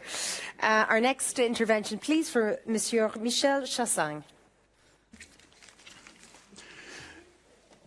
Le débat d'aujourd'hui touche une question essentielle, celle de la capacité de notre société non seulement à prendre soin de sa jeunesse, mais aussi à prévenir les risques de désocialisation, voire d'échec scolaire, pour ceux dont la santé mentale est dégradée.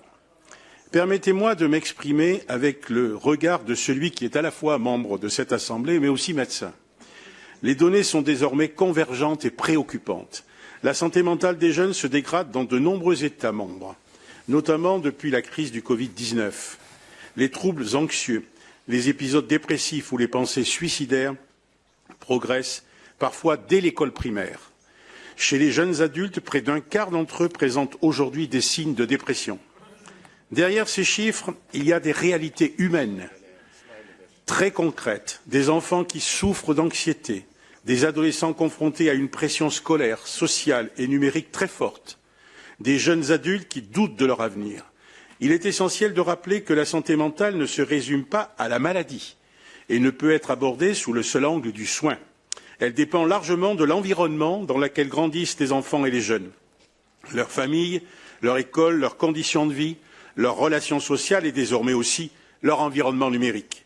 Sur la question de l'usage problématique des écrans que nous avons évoqué tout à l'heure, des évolutions pragmatiques autour de la régulation et de l'éducation sont nécessaires plutôt que l'interdiction.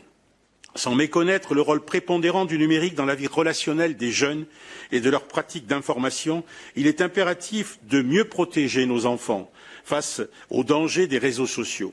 Il est donc nécessaire de renforcer la responsabilité des plateformes et le contrôle des contenus qu'elles diffusent. L'éducation au numérique doit par ailleurs devenir une priorité. Enfin, la mise en place d'un couvre-feu numérique pour les mineurs semble nécessaire face aux effets délétères des écrans sur le sommeil, la concentration et le développement du cerveau. La réponse doit donc être globale, coordonnée et résolument préventive. Pour finir, je voudrais insister sur un point fondamental. Si nous voulons réellement améliorer la santé mentale des jeunes, nous devons les écouter davantage et les associer pleinement à l'élaboration des politiques qui les concernent. La santé émotionnelle des jeunes est un indicateur de la santé de nos sociétés. Si l'Europe veut préparer son avenir, elle doit faire de la santé mentale de sa jeunesse une priorité politique durable.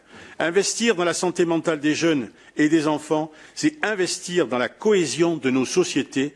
Prendre soin d'eux aujourd'hui, c'est tout simplement prendre soin de l'avenir de l'Europe. Je vous remercie. Merci bien, Monsieur Chassang. Merci. Thank you.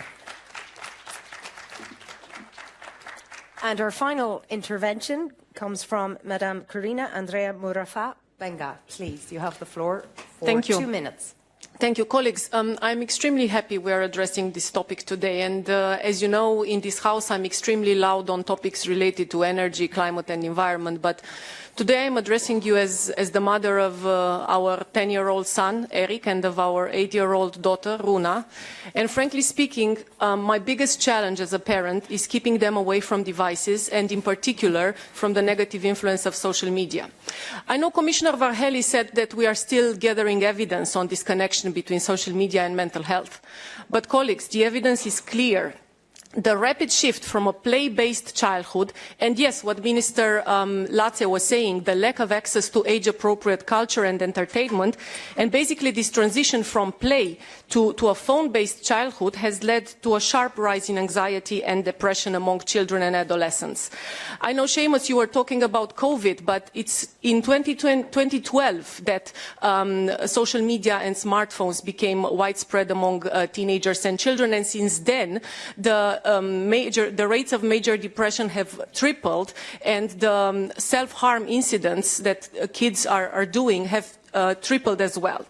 And early adolescence, 10 to 13, is really the most vulnerable developmental stage. But we have the solutions and we have to implement them. Number one solution, we need to delay the access to full-feature smartphones with social media and internet access until children are at least 14. We need phone-free schools. Our schools are not at all phone-free at the moment, even those that claim they are. And third, we need to raise the minimum age for social media usage to 16. The EU must build a common age-checking infrastructure for platforms, and we can do that, and we don't need any extra evidence that this is needed. The kids are all right, to quote a famous song, right? The responsibility is with us. Thank you, Ms. Murafa Benga.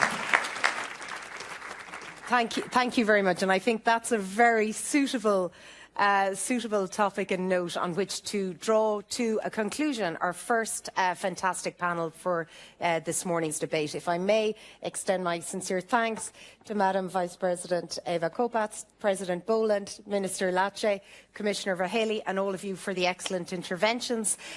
So many takeaways that we will conclude in a wrap-up, and so many important statistics and examples that we have seen that we can build on, and that theme of interinstitutional cooperation is so important. So thank you to our wonderful first panel, ladies and gentlemen, if I may. Thank you. Round of applause. Yes. Oh, sorry.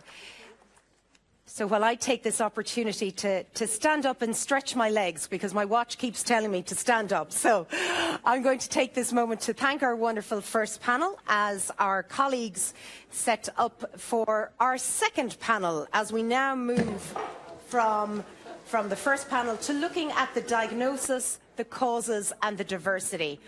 What does this mean for this topic? And I'm delighted that we have a fantastic and equally brilliant second panel of speakers that will take the floor. I will introduce them as they take their seats, and then we will get started immediately for our second panel interventions. So that I don't get into trouble, I'm going to repeat it. If we can all be very mindful of our timing and minutes requirements. Thank you so much. Thank you. How are you? It's lovely to meet you.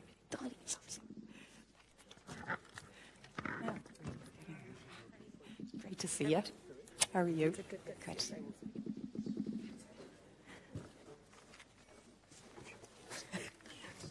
Are you taking a selfie? Yes, absolutely. At the end. Wonderful. Wonderful. Now, would you like to? Absolutely. We might just get some glasses. Thank you so much. Wonderful.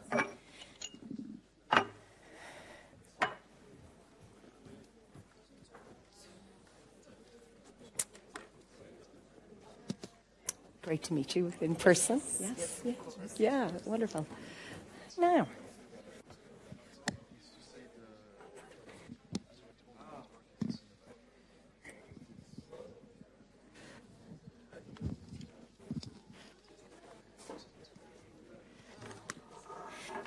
Now, again, ladies and gentlemen, similar to our first panel, we also have one of our speakers, Mr. Octavian Bivol, who is the UNICEF Deputy Regional Director for Europe and Central Asia, will be joining us remotely.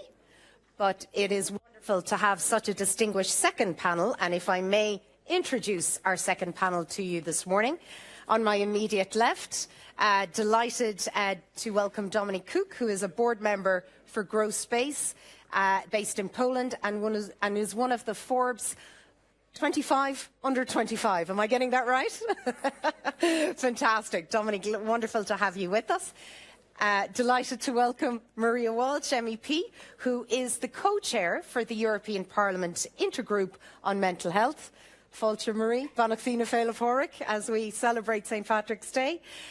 Mr.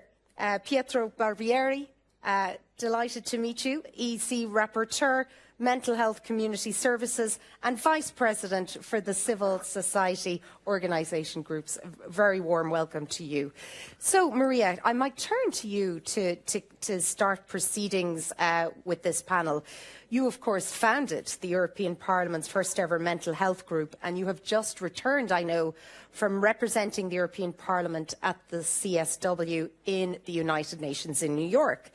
You spoke there, I believe, about the scourge of deep fakes destroying the lives of young people, particularly women and girls, and you strongly called for coordinated international action to end the weaponisation of deepfake technology.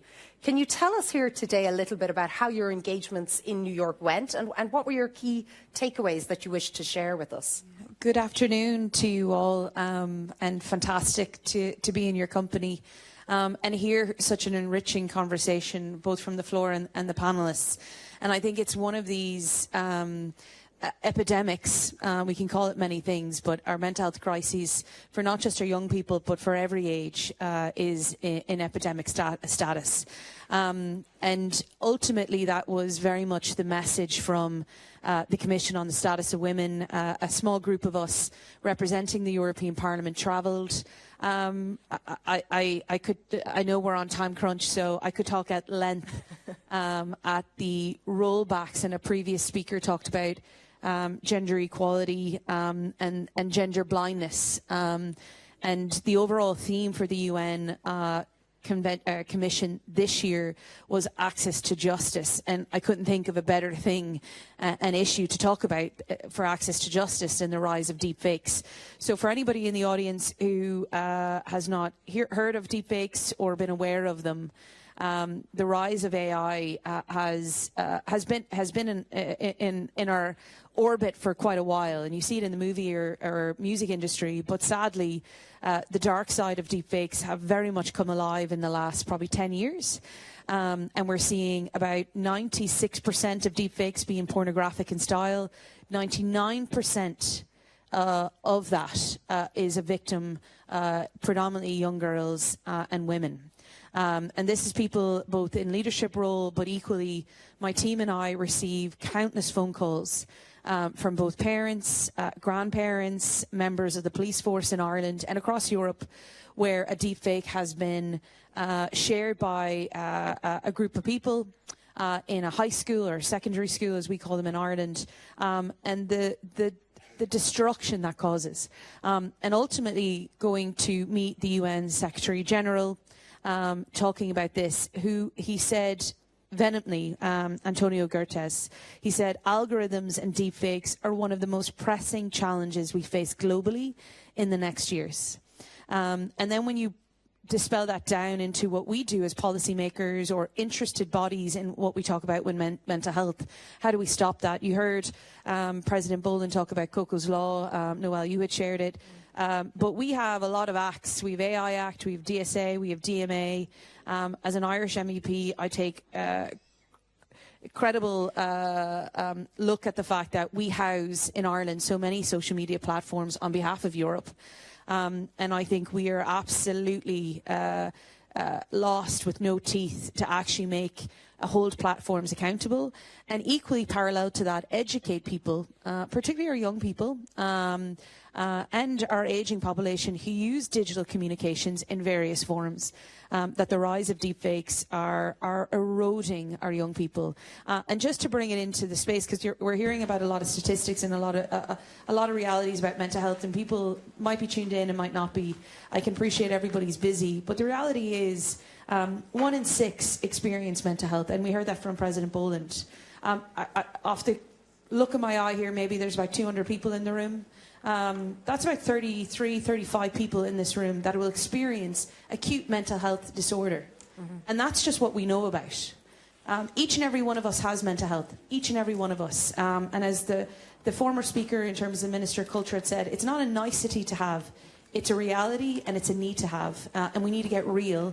And when we have opportunity to close the barrier, particularly around deepfakes and social media platforms, then by God, we have to do that, because we're not talking about just the younger generations. We're talking about every generation that's impacted by the erosion of their mental health because of social media. Great, thank you, Maria. Wonderful points, absolutely.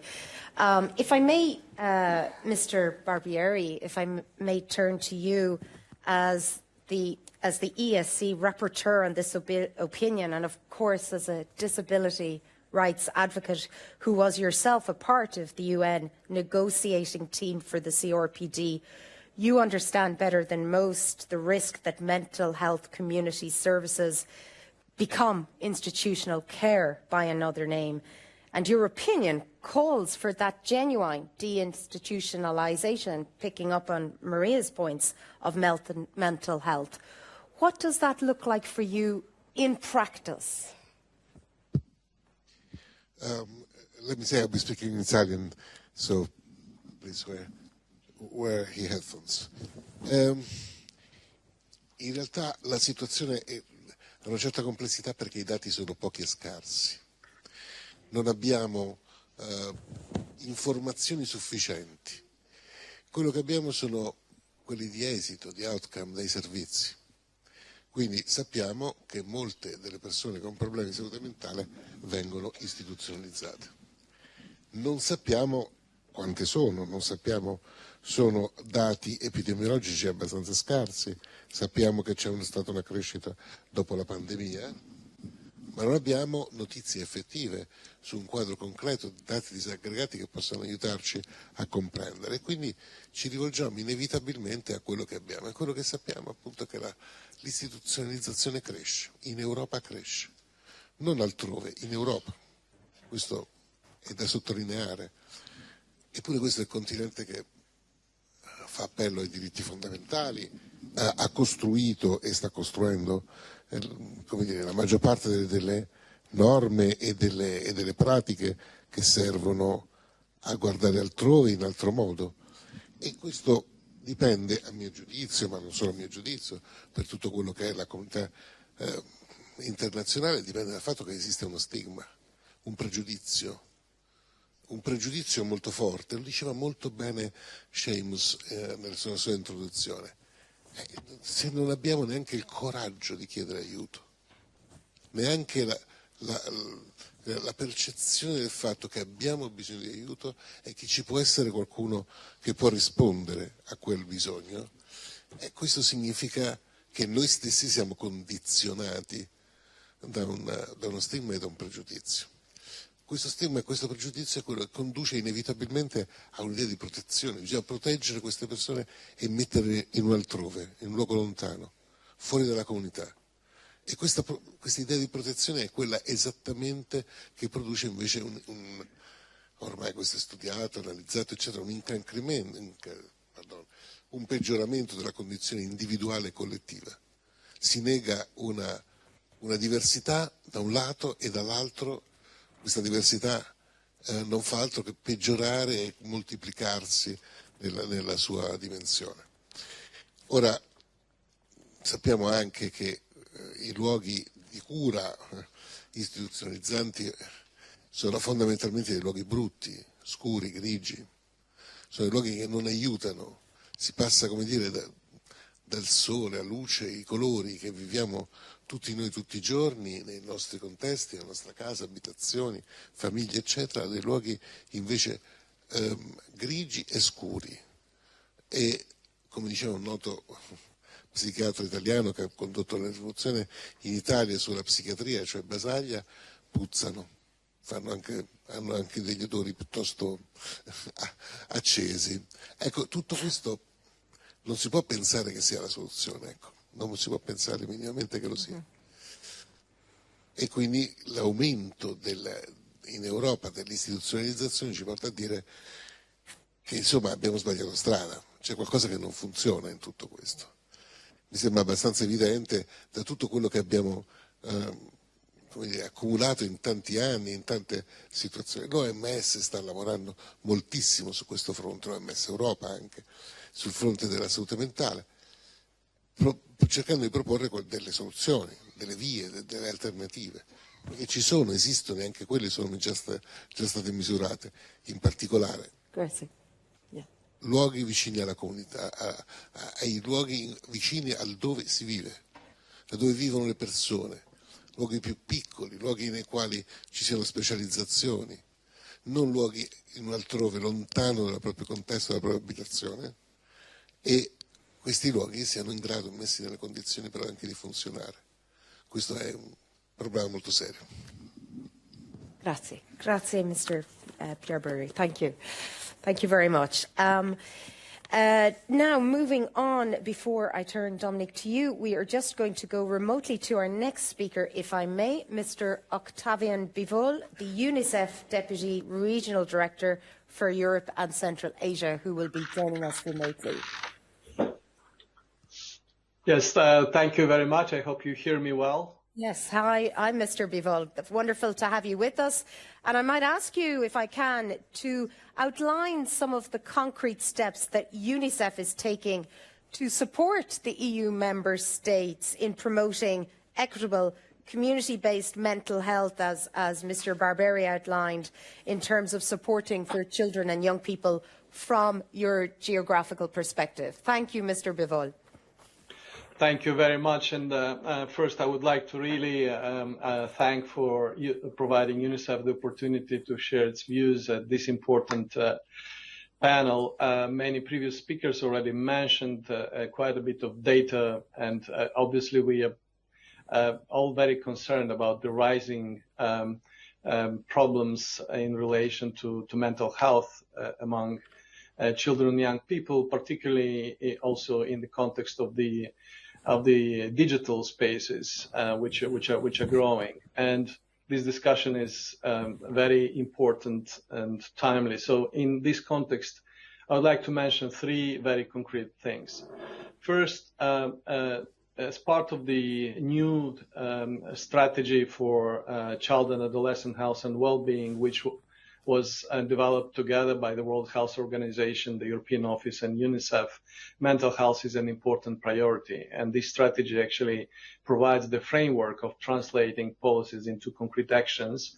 And that is exactly where UNICEF supports efforts of member states in a number of very important areas which came up already earlier in the discussion, including early identification of mental health needs, but also integrating psychosocial support into health, education, child protection systems, and particularly focusing on most vulnerable children and young people, those coming from migrant families, underserved communities, or in alternative care.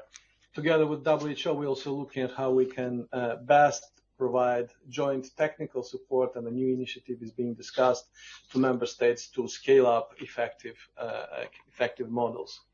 Second, and Commissioner Várhelyi already referred to that, is that UNICEF is working very closely and with support with DG Santé to promote a comprehensive prevention-oriented approach, and this collaboration includes several very concrete components. One is generating evidence by mapping gaps and inequalities in mental health systems analyzing barriers faced by vulnerable groups, and synthesizing effective approaches to prevention, promotion, and early intervention, including emerging issues such as digital mental health and harmful marketing. Second is identifying and transferable best practices. I heard also many speakers referring to the fact that there is a need to understand what works and how we can scale up these efforts. And we are also developing practical toolkit for policymakers, offering guidance, tools, and examples that support decision makers to strengthen services in schools, communities, in alternative care, and how we are going to support implementing this toolkit is through multi-sector policy dialogues, which would involve governments, World Health Organization, OECD, academia, and very importantly, young people themselves, youth groups, and professional associations. And third, very concrete example is direct support to member states through the European Commission's technical support instrument. And we just completed the several projects, including in countries such as Cyprus, Italy, Slovenia, or Andalusia, province of Spain, which helped strengthen youth mental health and psychosocial services by building workforce capacity, improving collaboration among sectors, including health, education, social services, and enhancing quality and accessibility of support across these sectors, with particular focus on children at risk. And we're building actually the body of evidence through all this work, and looking forward to continue working with the European Commission and with the member states to share these good practices, things that work. Thank you. Things that work. Thank you, Mr. Bivol. Great to see that example from the UNICEF perspective there. And if I may, Mr. Cook, Dominic, turning to you in your role both as Grow Space in Poland, Forbes 25 under 25. That's the coolest title here today. Let's be honest, ladies and gentlemen. And if we, when we refer, Dominic, to mental health in the virtual era and the influence of the internet and social media, it has come across and come up in all the panels and the themes this morning. It's well known. Some countries are proposing banning or limitations on social media. From your perspective and the work that you do in Grow Space and amongst your networks, your friends, your peers, what are your views on these bans? Are they effective? Are you in favour of them? Well, thank you for this invitation and the possibility to speak and to be with you today. Yes, as the non-governmental organization which is active in youth mental health and education, as also with the peer-to-peer support, we are also in favor of the bans. But I want to add one thing, because the bans are and limitations are effective only if they are accompanied by a general strategy and perspective. So it's not a single solution to make a limitation on social media or the ban for the smartphones at the school, but also to, at the same time, provide an alternative for young people for their in-person activities, and to also show them that there is an alternative from this overstimulating world in the internet. And of course, internet has its good sides, of course, but at the same time there is a large number of disinformation in the health sector, the hate speech and the violent peer-to-peer violence, which is also right now moving to different types of ways. For example, deep fakes and deep nudes are present in the social media. And to move from that to the in-person activities and to building an alternative, I see it in two ways.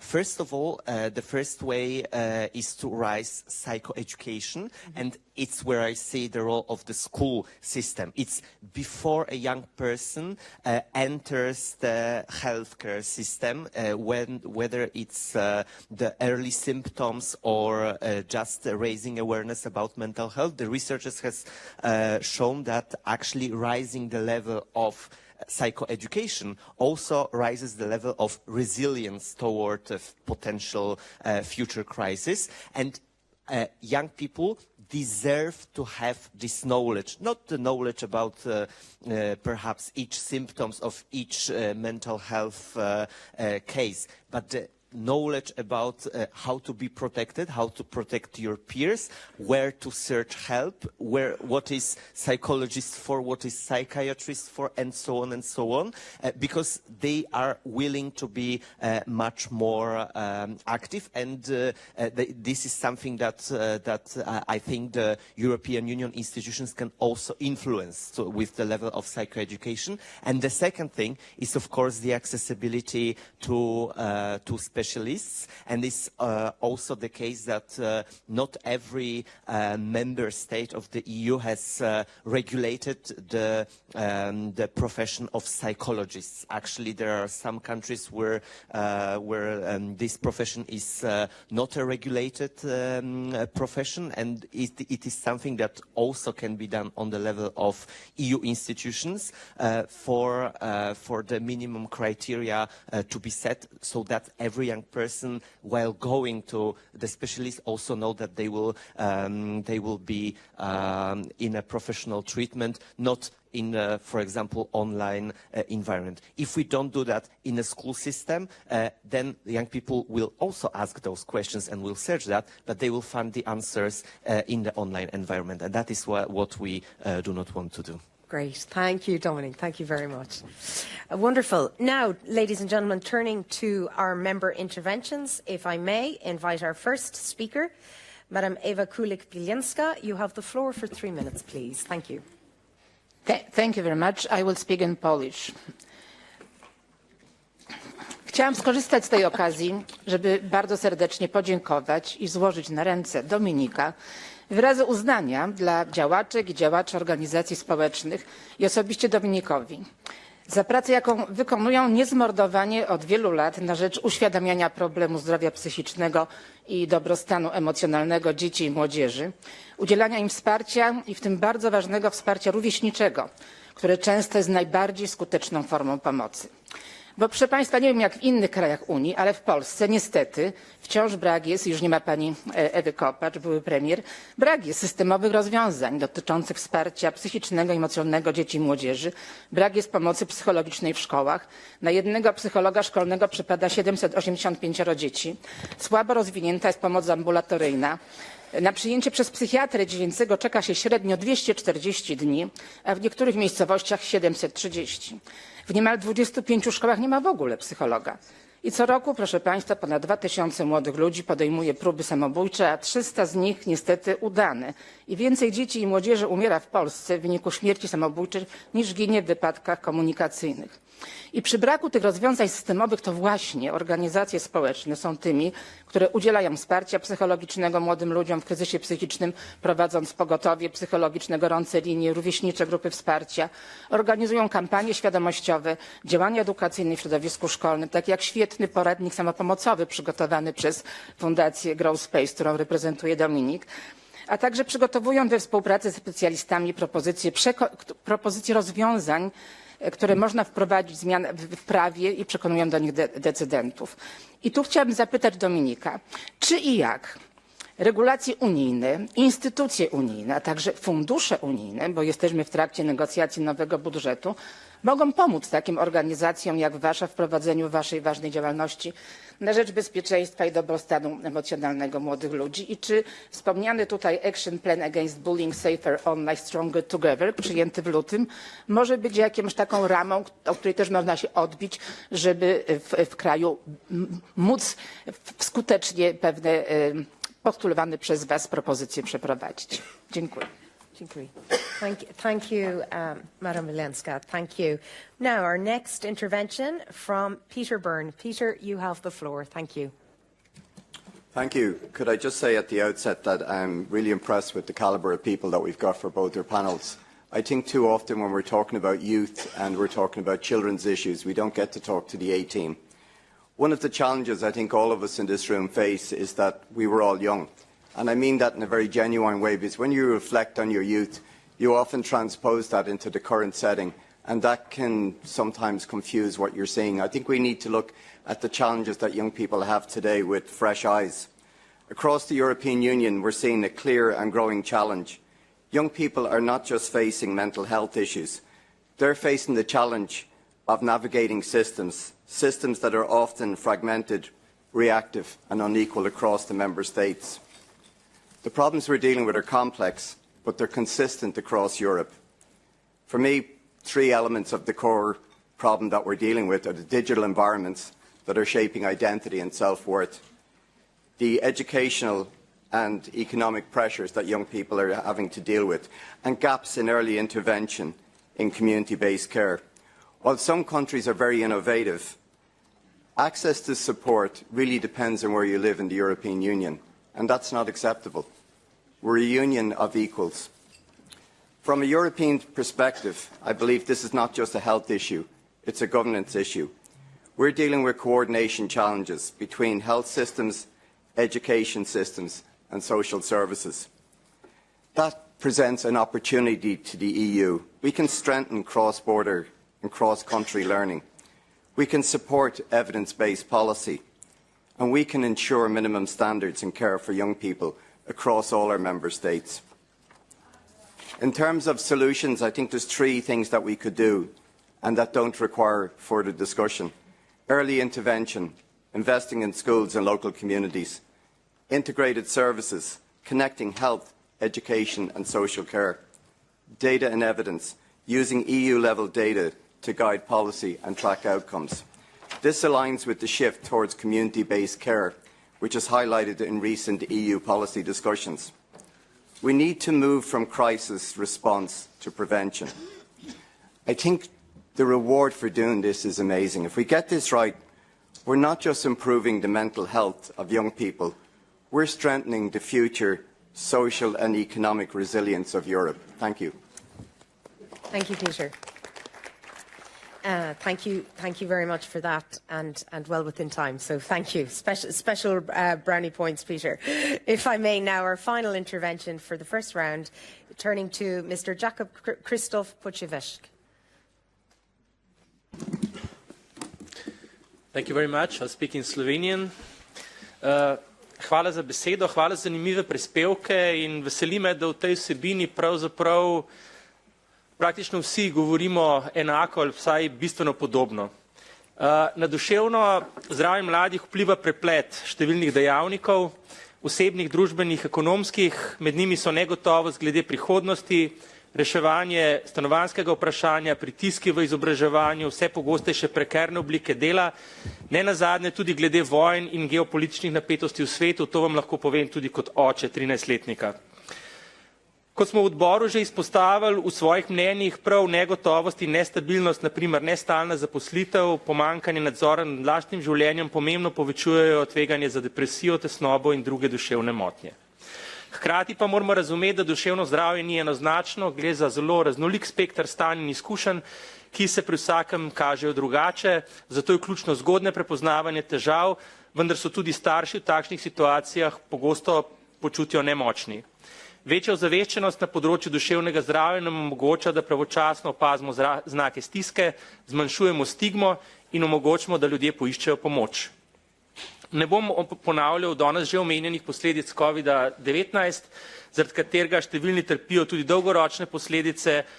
V razpravi o duševnem zdravju mladih pa tudi sam ne morem mimo vpliva socialnih omrežij, prinašajo priložnosti za povezovanje, hkrati pa ustvarjajo nenehen pritisk, primerjanje z drugimi, potrebo po popolnosti, strah pred izključenostjo, tudi izpostavljenost spletnemu nasilju in mladi so izpostavljeni stalnemu ocenjevanju, s katerim se praviloma ne znajo soočati. Vse to pa vodi do ključnega vprašanja, to je dostopnost do pomoči. Tudi v Sloveniji imamo s tem velike težave, dolge čakalne dobe, neenakost med regijami, pomanjkanje strokovnjakov, in posebej kritična je seveda strokovna podpora in obravnava mladih. Če želimo resnično izboljšati stanje, morajo biti storitve dostopne, pravočasne, cenovno ugodne in blizu ljudem, v njihovih skupnostih, šolah, vsakdanjem okolju.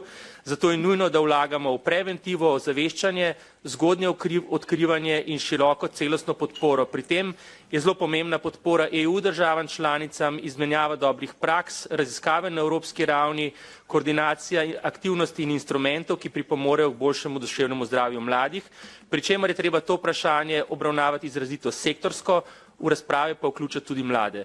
Današnja generacija mladih bo v prihodnje gradila Evropo in če želimo zdravo, vključujočo in odpornejšo družbo, moramo poskrbeti, da nihče ne ostane v stiski sam.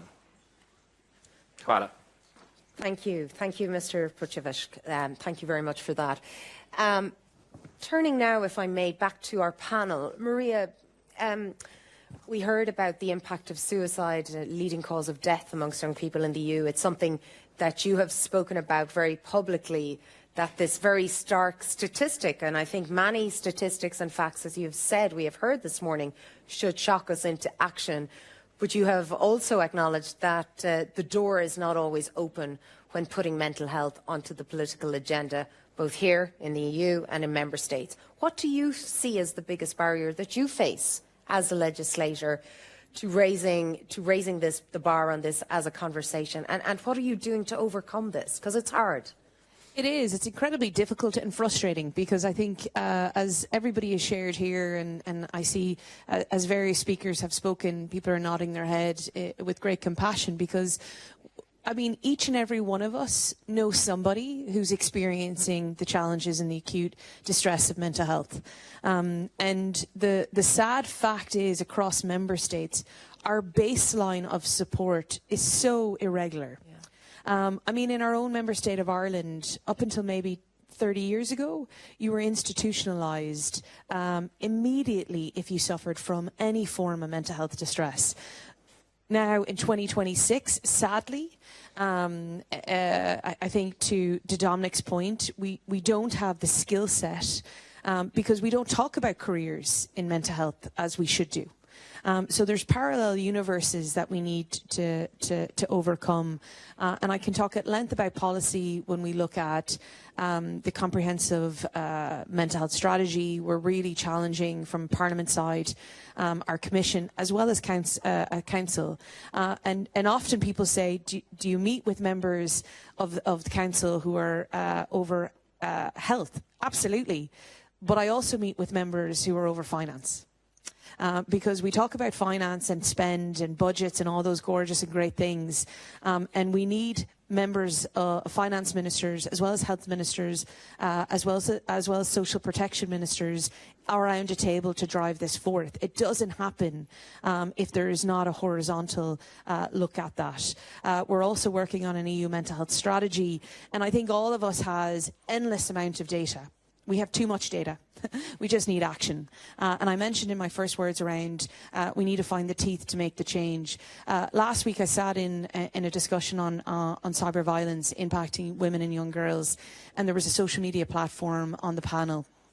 And he talked about a push notification comes on in order to protect young people under 16 if they get a friend notification from someone outside of their friend network. And this is to protect the young person from experience sexual violence, sexual predators that are out there, particularly around child trafficking. And I immediately, after we finished, I immediately went up to him and I said, if you can create that technology, how can you not create the fact that deepfakes or intense bullying, you heard from the President talk about Coco's Law, that we have endless bombardment to all people, not just young people, around cyber violence. And it's endless. As well as misinformation and disinformation. And when we talk about mental health, someone said it earlier about the cost of it. And right, 600 billion gets spent every year around the reactive measures of mental health. Can you imagine even if we put a quarter of that into the preventative space? Whereas Dominic says, we're teaching all people, not just young people, to have that skill set of critically thinking, of being able, we talk in Ireland about the brónarum, the sadness on me, that we can talk about our feelings, our issues and our worries in a way that we are safe to do so, that we have the skill set, without relying only on volunteers, CSOs and NGOs that fill our member states. Because if we are not putting it in the expertise, if we are not bankrolling this, ultimately what we'll have is multiple wars, both online and offline. We will have, we talk about young men, the rise of pornography right now, the access to pornography goes as far as young as 7 across our member state. As young as 7. And then we look at where it happens. We talk about gender-based violence, and it's always women, it's always girls, it's always migrants, asylums, refugees, the members of our LGBTI plus community. It's always the other that faces the greatest impact on their mental health, because we do not fix it at the cause. And it's not always our young boys that create this, but it is a society we have created. And if we don't spend money where it needs to, then we will be talking about mental health for the rest of our lives. And I don't know about you, but I hope you can hear it in my voice. I'm absolutely frustrated. Our policy's not moving, and I say that as a policymaker that's frustrated. I'm not the only one across that works on mental health. You heard from our Vice President earlier. Our President of the Parliament is acutely aware of it. We had our President of the Commission mention it for the first time in the State of the Union, in the history of the Union, mental health in our speech.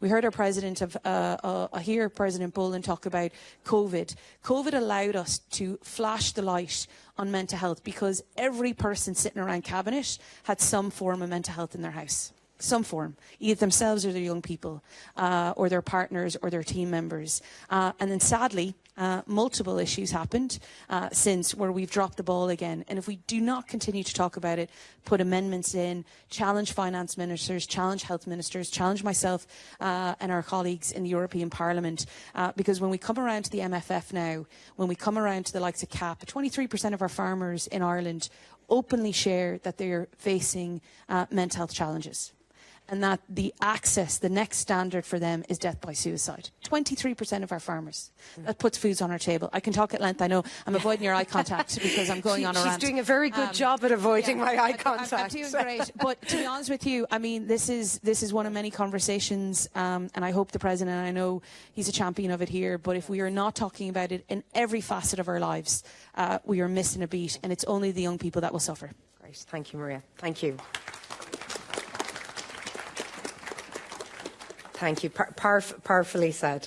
Mr. Barbieri, if I may, turning to you, in your remarks and picking up on the themes of the other speakers as well, you have talked about people of all ages being institutionalised when they have mental health problems, and you've spoken very powerfully about that. What, in your view, is the single biggest structural barrier that is preventing member states, preventing the EU from closing the gap between what is promised on mental health and what is actually delivered? An easy question. An easy question is, well, I will speak in Italian again. La prima risposta banalissima è risorse, soldi, dove finiscono? C'era un famoso magistrato italiano che sconfisse la mafia negli anni '80 che diceva follow the money.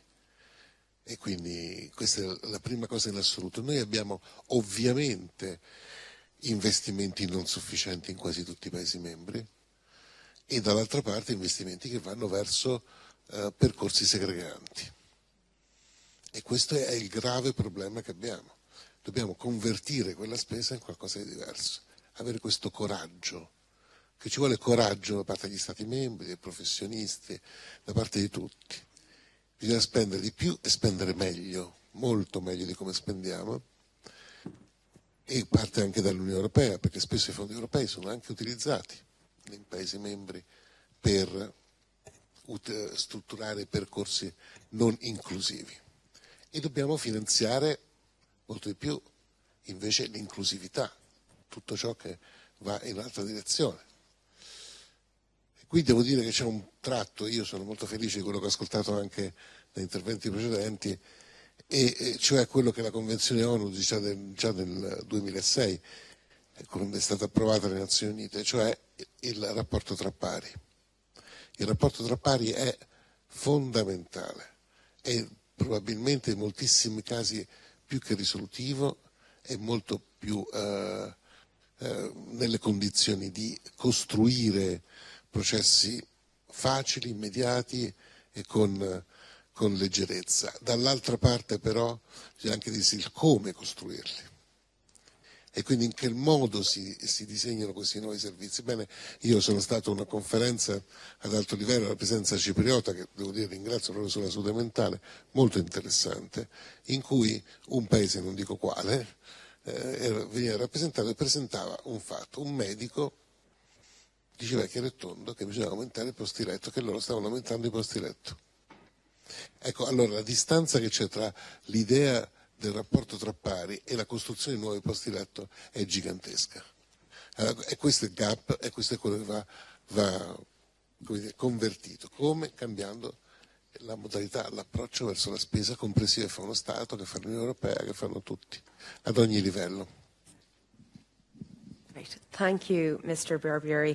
A common theme of the requirement for funding, but also the discrepancies that exist between the different member states. Mr. Bivol, turning to you remotely again, if I may, from your perspective, from a UNICEF perspective, where do you see as the most significant gaps in that access to mental health, psychosocial support? And if you were to look ahead and project into the future, what priority areas do you think the EU institutions could strengthen to advance equity that we've heard Dominic and others talking about, and ensure that the most disadvantaged regions and groups are more effectively supported? I'd welcome your thoughts on that. Thank you. And since I don't have the benefit of eye contact, I'll exercise some self-discipline. Please do. So we'd be very grateful. I'll try to be extremely short. So there are many. As we work on the toolkit which I mentioned, there are many findings and many priorities which come up. Many of them came up also in the discussions and the remarks here. Now, there are three things I would like to particularly draw our attention to. One, and one of the previous speakers mentioned, we really need to defragment the approach and bring systems to work together into a whole of the government approach. Prevention cannot be done only by one sector. Prevention should cut across the different systems: health, education, social protection, child protection, and involve also the whole society. So that's very, very, very obvious, I think, coming from evidence, but also from the debate today. Second is stigma and also mental health literacy. But I will add to that also massive investment in digital literacy, which comes hand in hand. And evidence shows that the stigma reduction improves access to services, and digital literacy has also huge potential for prevention. And I think one of the previous speakers, Mr. Cook, mentioned that only restrictions may not be very helpful. It should be accompanied by all the other interventions. While they are important to be considered, but we need to look at also the evidence. And when I look at the data that also is available on the smartphone addiction, for instance, which is close to 50%, 45% is smartphone addiction. And then 20% of adolescents suffer from fear of being without a mobile phone. So what would that mean if only one measure is taken, not accompanied by the other measures? So that is a second important thing. And third is working with young people for policy solutions and involving young people in providing the services and translating policies into services. We know that peer-led initiatives, use-driven models are effective, but also being there where young people are in digital spaces. And therefore we, as UNICEF, we work also on digital platforms that provide preventive prevention online, but also could connect whenever needed young people with systems. By doing that, you actually have a win-win, being there where the issues are, and then connecting with those who could help for these issues. So let me stop there without the eye contact. Thank you, Octavian. Much appreciated. No, and really, again, the breadth and the power of the statistics and the facts that this issue are incredible. And Dominic, turning to you, we've heard talk about deep fakes, peer-to-peer violence. If you could wave a magic wand, what would you like to see the EU do to combat this? And you know, from your perspective and your experience, what would be your recommendations? I mean, because you have a full room here in front of you, so. Yes, of course. Thank you for this question. It is very similar to what Eva also asked, so that's I will connect those questions in a way. First of all, when it comes to the regulations on the EU level, of course, health and education are the proper competencies of the member states, but the EU has a role to influence so-called level 0. So before we even start before even the child is going to the healthcare system on the way with the mental health crisis, there is a level 0, the level of prevention, the level of early intervention, and the level of connecting the institutions between themselves and also the online environment. So first of all, of course, restricting the age for the social media. Secondly, combating and banning the pathos streams and earning on that. Third, to combat the disinformation, and for the medical information, which is also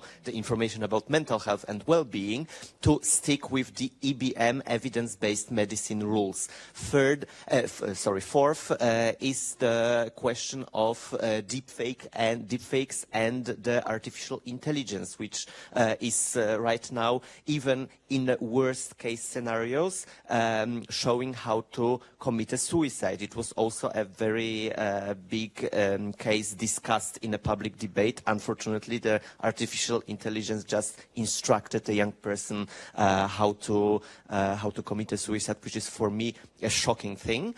When it comes to the education and health system, is to set a minimum standards for the EU countries when it comes to psychological care, is to invest in the ambulatory care and the early interventions.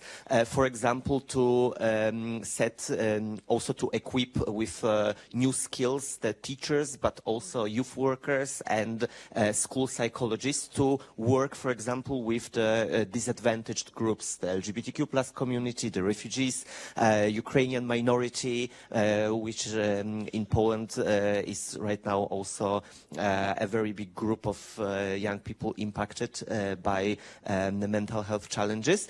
But it's also to invest in solutions that work, which is, for example, peer-to-peer support. To combat peer-to-peer violence, we need peer-to-peer support, which is not putting an obligation on young people or the responsibility to help one another. Is to just giving a small sign that, hey, there is, for example, a mental helpline. Maybe you can call because I see that perhaps you would need it. Or if you are afraid to go to the school psychologist, I will accompany you to the second floor and wait until you are done, because of the stigma. It is how we can build attitudes towards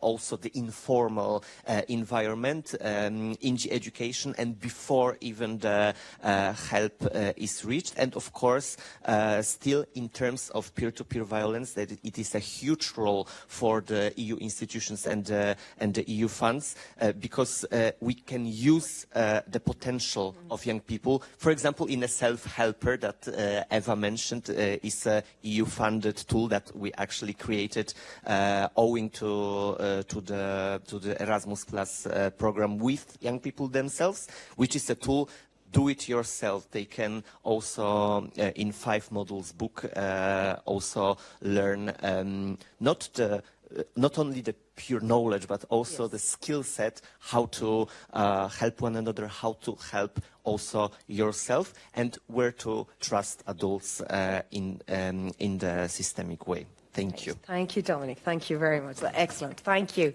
Now, ladies and gentlemen, turning for our second round of member interventions, if I may, our first speaker, Madame Martina Siralhova. You have the floor for 2 minutes. Thank you very much. When we speak about the emotional health of children and young people in the European Union, we must start with a clear diagnosis. We are facing silent but growing crisis. Across member states, increasing number of young people report anxiety, stress and loneliness. And depression. This is not limited to one country or one group. It affects urban and rural areas alike, students and young workers, and increasingly even very, very young children. The causes are complex and interconnected. Digitalization has transformed how young people interact, bringing both opportunities and risks, from social media pressure to cyberbullying. At the same time, many face academic stress, uncertainty in the future, economic instability, and the lasting effects of the pandemic. Family environments are also evolving, sometimes reducing the emotional support systems children rely on. But we must also recognize the diversity of experiences. Not all young people are affected in the same way. Socioeconomic background, access to education, cultural context, and geographic location all shape emotional well-being. Vulnerable groups, including those in disadvantaged communities or with limited access to support services, are often the most affected. This means that one-size-fits-all approach will not work. We need targeted, inclusive policies that strengthen prevention, ensure early detection, and provide accessible support services. Schools must play a central role not only in education, but in promoting emotional resilience. At the same time, families, communities, and digital platforms all share responsibility. Most importantly, we must listen to young people themselves.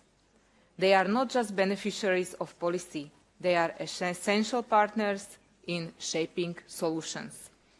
If we want a resilient, inclusive Europe, we must invest in emotional health of youngest generation today. Thank you. Thank you. Thank you, Madam Sirolova. Thank you. And our next speaker to take to the floor, Florian Morin.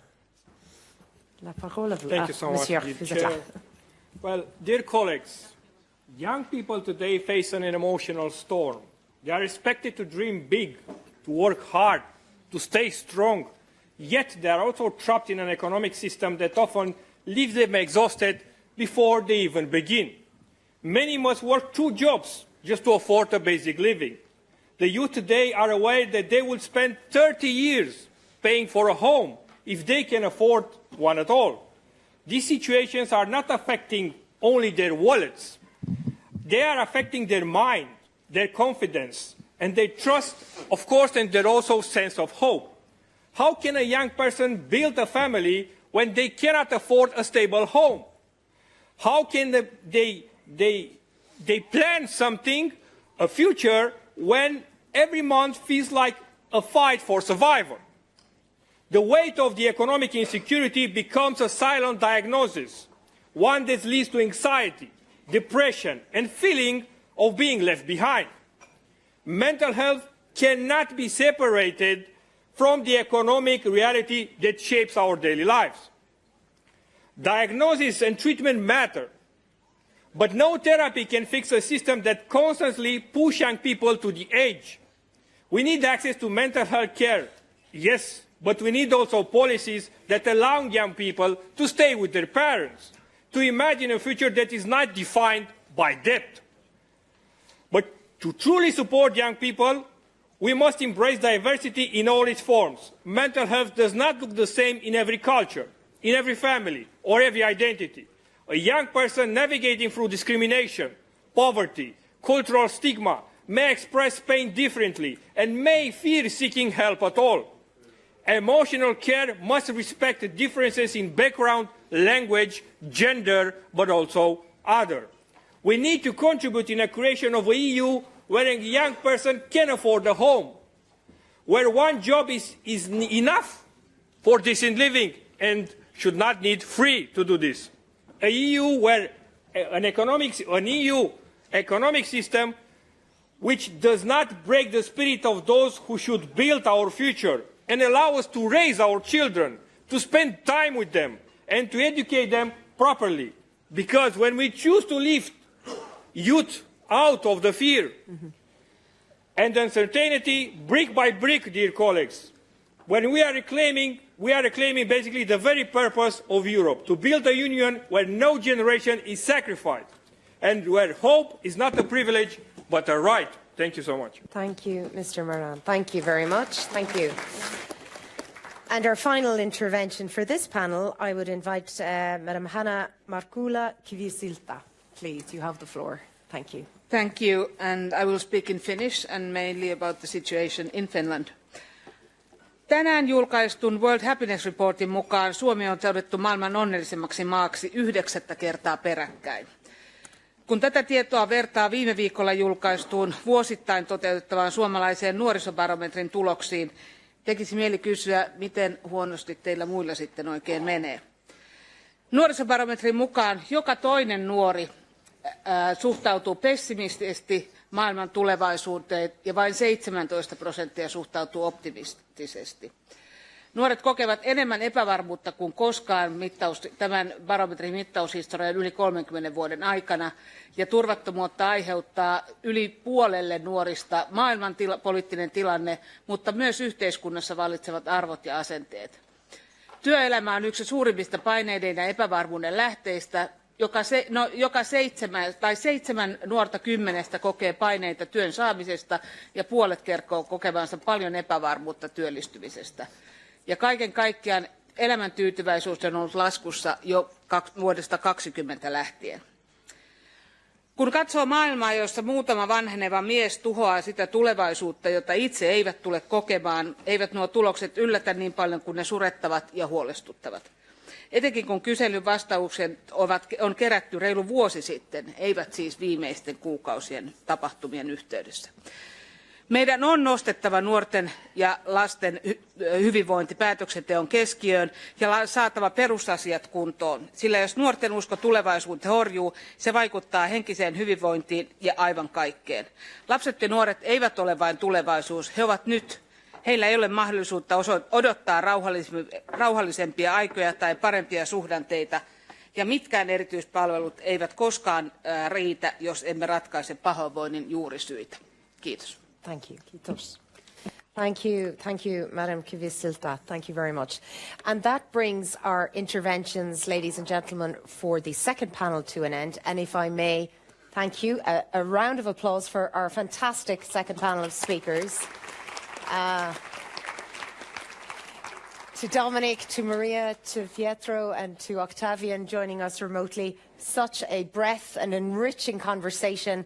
A lot of statistics and information, but I think some threads, common threads, and hope that we can build on. So, ladies and gentlemen, as we conclude our fantastic second panel, I will get my steps in and walk around the stage again and invite and thank you to take your seats and invite our third panel to please join me on the stage where we have an equally fantastic lineup as we progress to the next panel.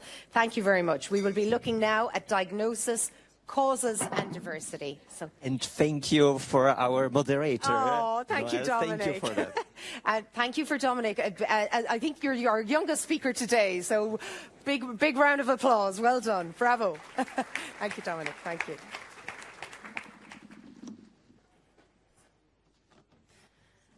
Yes. Hi. Hello. Hi.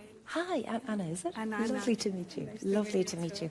So where are the... Yes, you should. Yeah. I am seated. I'm just going to put Anna next to me. There, because it's easier for you to... Yeah. Super. Thank you very much. Are you okay? Hi. Kadri, lovely to meet you. How are you? Thank you. Como dice, como quiere. Aquí o allá? No. That I am the only one. Maybe. I can't read. ¿Está bien? Sí. ¿Cierto? Sí. Ok, muy bien, muy bien. Estupendo. Exacto, super. Spanish. Yes.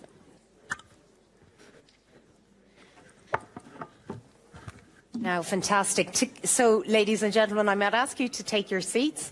And to keep things moving along, if I may, our third panel, jointly exploring solutions and recommendations. And our first speaker on the panel, I'm going to have to start ringing the bell again, am I? Yeah.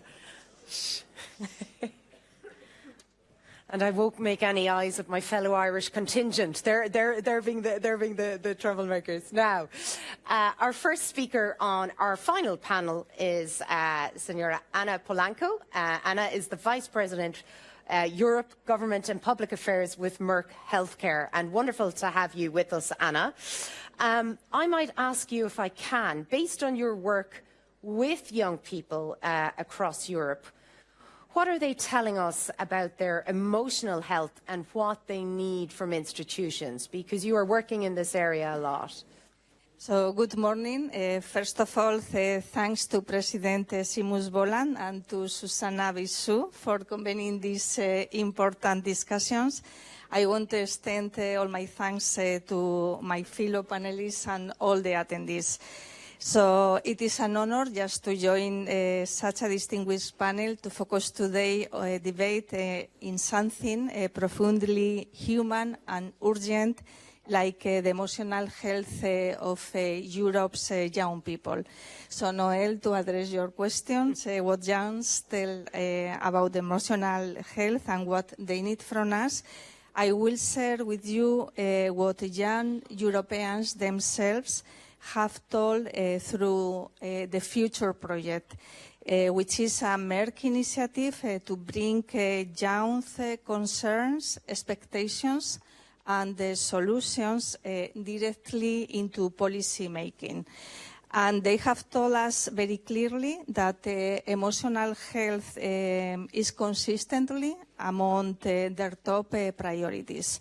So today, rather than speaking about young people, I will speak through their evidence and proposals.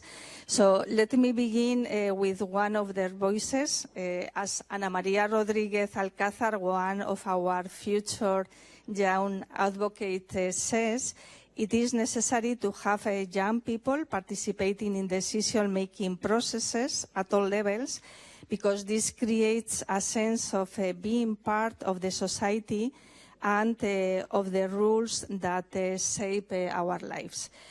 So her words, I think, set the tone for why we are here. What we know is that today youth face a more uncertain environment than previous generations. There are economic crises, wars, climate change, rising living costs and unemployment, and all these pressures shape their emotional health and their sense of the future. Since 2022, we have collected insights from more than 25,000 young people across 15 European countries, and we have held 27 roundtables with more than 100 young experts. So they tell us that 9 out of 10 see emotional health as one of the most important issues in their lives. 1 in 2 frequently experience emotional distress and unmet needs in the mental health space, and only 1/3 feel safe enough to talk openly about it. So all their proposals are captured in the emotional health white paper that we have published and are structured around 4 pillars. First, living conditions and the right to life, to have a life project covering stability, housing, independence and informed family planning decisions. Second, skills and labor, fair entry into labor market, ending unpaid internships, valuing potential. Third, prevention and access, accessible psychological support and emotional well-being education, where young people already are. And fourth, on technology and the right to disconnect. So with healthier digital environments, recognitions and pressure of hyperconnectivity. So let me close with a second voice, this time from my daughter, Victoria. She says, I would like to understand the widespread trend towards existential emptiness and lack of purpose that affects so many young people. But above all, I would like to ask you to help us find concrete strategies to face it, whether through governments, institutions or educations. So this is the mandate that they are giving to all of us, and if we are able just to bring support to where young people live, learn and work, if we remove the barriers that weight them, and if we make prevention a real life experience, we can turn emotional well-being into a shared European achievement. Thank you so much. Thank you. Gracias, Ana. Gracias, Victoria. Thank you. And now, ladies and gentlemen, I think we're turning next to our remote speaker. Our next speaker, Dr. Agnese Lāce, the WHO Deputy Regional Director for Europe. Dr. Lāce.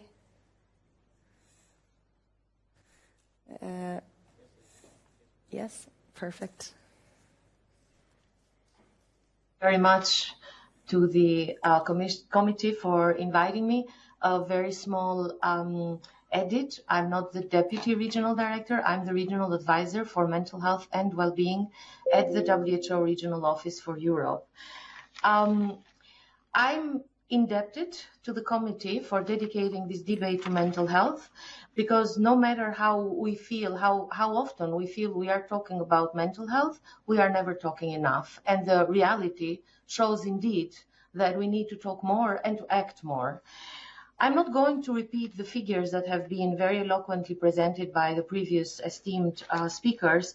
I just want to remind us that not only, for instance, suicide remains the leading cause of death among young people between 15 and 20 years old, but also mental health and substance use is the leading cause of disability among for people until 29 years old, sorry. And this means that the cost of mental health and substance use is not only felt at the individual level, it's also felt at the societal level by all the complications around disability and the cost that society has to pay to accommodate this disability. And I noticed that while we have talked a lot about digital determinants, we kind of have forgotten that substance use, gaming, gambling remains a burden on the mental health and well-being of our young people. It's certainly the prevalence of mental health conditions among adolescents and young people has increased. So has every mental health condition across all age groups in the world have significantly increased in the last 15 years. What is important to notice is that for the ages 15 to 29 years old, this increase of prevalence is far higher and faster. So it means that while we can discuss why the prevalence is increased, the fact that our young people are having a faster and a higher increase should make us think and act. I also want to mention that when it comes to social media, the impact of social media, 1 in 10 adolescents presents problematic social media use, which means problematic doesn't mean simply I am on the phone all day. It means that I have an addictive behavior and I cannot quit, and it influences my everyday activities. And the number is very important because while now it's almost 11%, 4 years ago it was only 7%. So the increase is steep, and this is where it gives us pause, like the dynamic of that increase is very disturbing. Well, at the same time, so how this is mirrored in policies? Through a contribution agreement WHO Europe is having with European Commission through DG Sante, we have conducted a survey on mental health systems capacities in the European member states, Iceland and Norway. So it's 29 countries. And what we have found, for instance, is that only 8 out of 29 countries cite children and adolescents mental health as a policy priority in their national mental health policies. So while we are all agreeing that this is a matter of concern, only 8 of 29 countries cite this as a policy, as having this as a priority in their policies. Also, we talked about suicide as being a huge mental health concern, public mental health concern, but only 8 out of 29 countries have fully implemented suicide prevention policies as part of their mental health policies. And it was mentioned the participation of the educational sector here. And what we find is that only 4 out of 29 countries are fully supporting mental health in educational settings. People only 1 in 29 countries are fully addressing mental health needs of young people, not in training, not in employment, not in education, otherwise what we know as needs.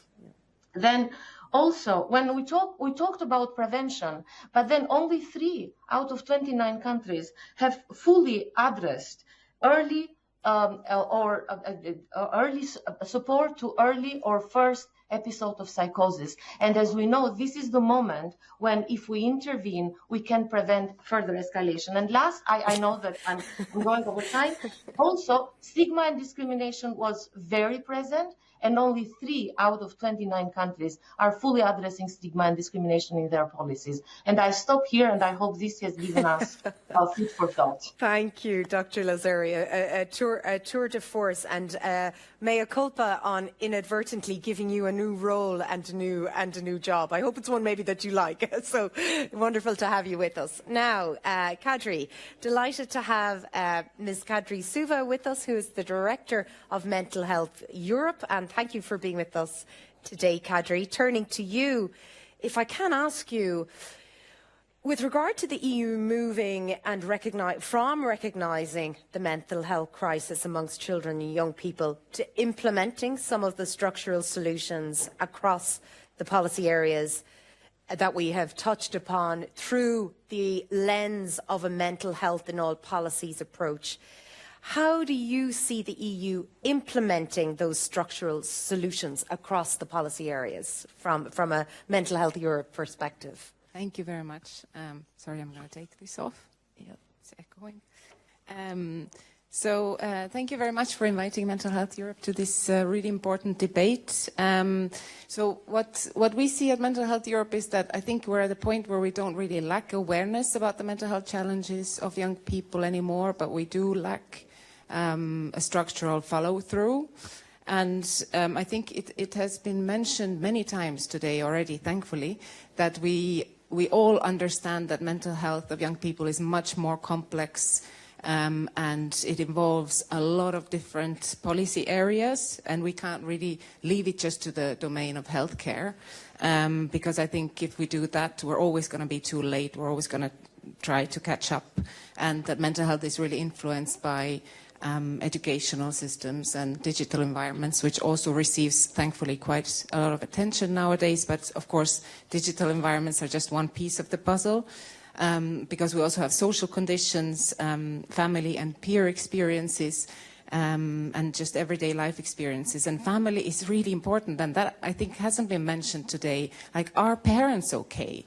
And I think this is something that we also can't really separate from the discussion when we talk about children and young people and their mental health, because family relations are super important.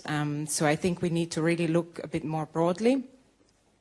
And so, so when we talk about mental health in all policies, it's something that we all have heard now, and health in all policies in general, and it's become a sort of thing that we say and we all agree on, but like, what is it really, and how do we really put that in practice? And when we talk about solutions, I think there are a couple. So there's one, there's both reactive and proactive. So mental health in all policies, we can look at it as a sort of reactive way of addressing problems from a policy perspective. So it's essentially, it should be a mechanism or a procedure whereby any policy that is being discussed, there is a sort of a mechanism, a decision tree, whatever you want to have, where you ask the question, does this policy somehow affect mental health? If the question is yes or no, and then if it's yes, is it positively or negatively? If it's positively, great, but there could also be some kind of way to measure then the positive impact.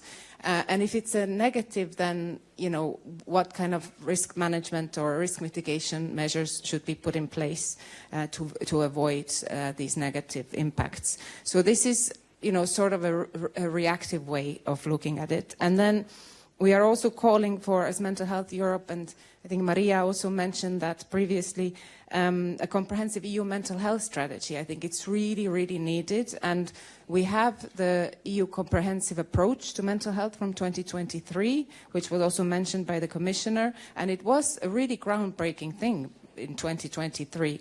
But essentially, it's a sort of bundle of initiatives. So it's a compilation of projects and initiatives, and they're great. And it's been really a game changer.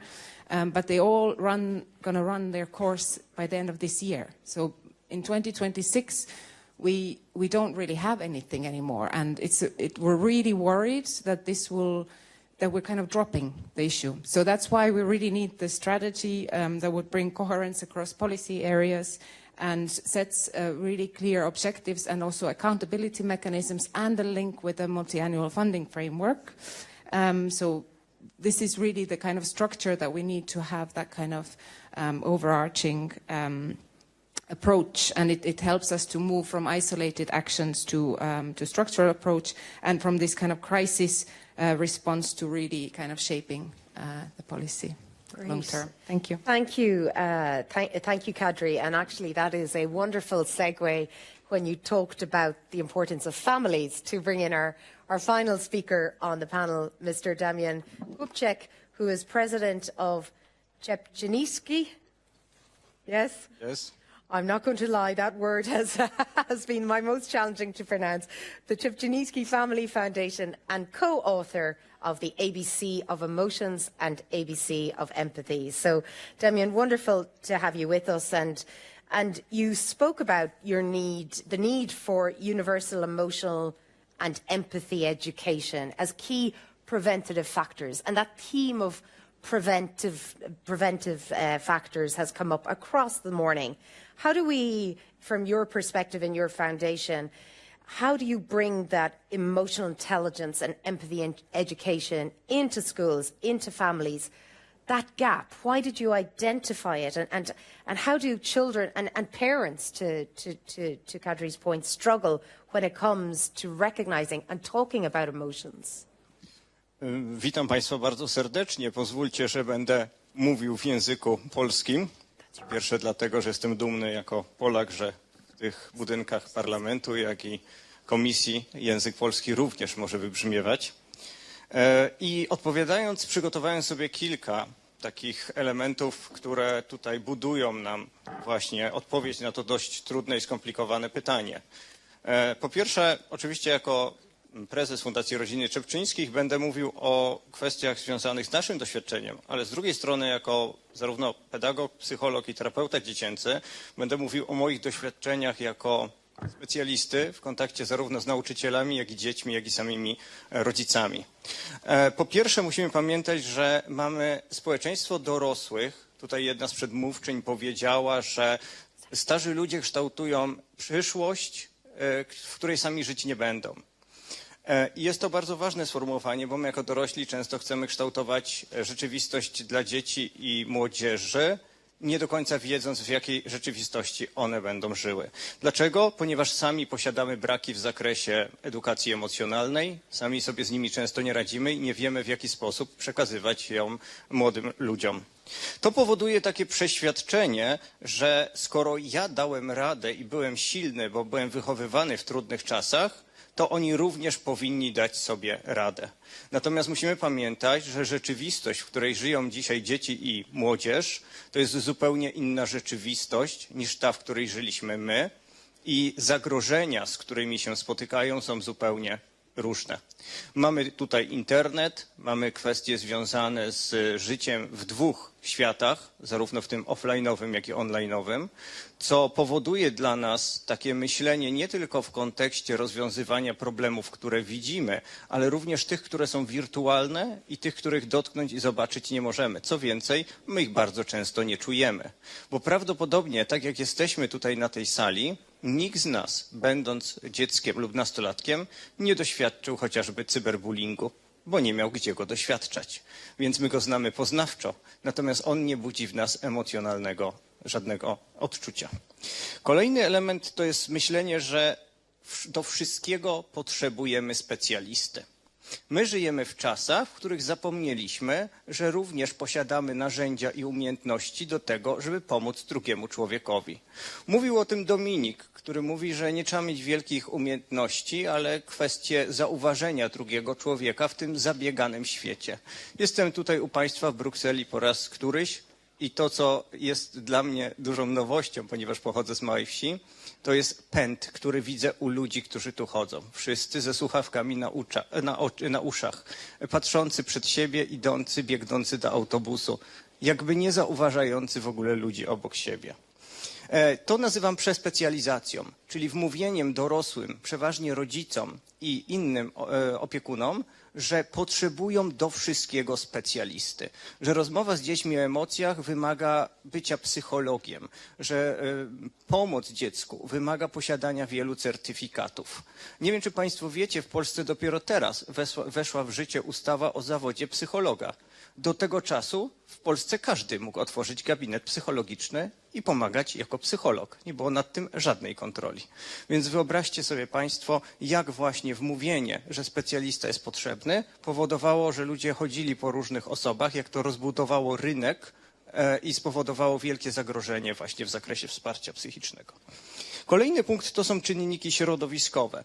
Według danych, na które powołuje się Aleksandra Lewandowska, konsultant krajowa w dziedzinie psychiatrii dziecięcej w Polsce, 80% zaburzeń występujących w placówkach oświatowych to są tak zwane zaburzenia środowiskowe, egzogenne, czyli one nie są spowodowane zaburzeniami genetycznymi, tylko one są spowodowane niewłaściwym środowiskiem, to jest raz, a dwa, brakiem umiejętności radzenia sobie z tym czynnikiem środowiskowym, brakiem profilaktyki i edukacji, co łączy się oczywiście dalej z modelem permisywnym wychowania, który jest obecny zarówno w systemie oświaty, jak i w systemie wychowania dziecka, czyli tworzenia bańki kulturowej, że jesteś najważniejszy, że jesteś cudowny, że świat będzie piękny, że szkoła rozwiąże wszystkie twoje problemy albo jakiś dorosły obok ciebie to zrobi, że jeżeli bierzesz udział w zawodach, to musisz dostać dyplom czy medalik, żeby ci nie było smutno.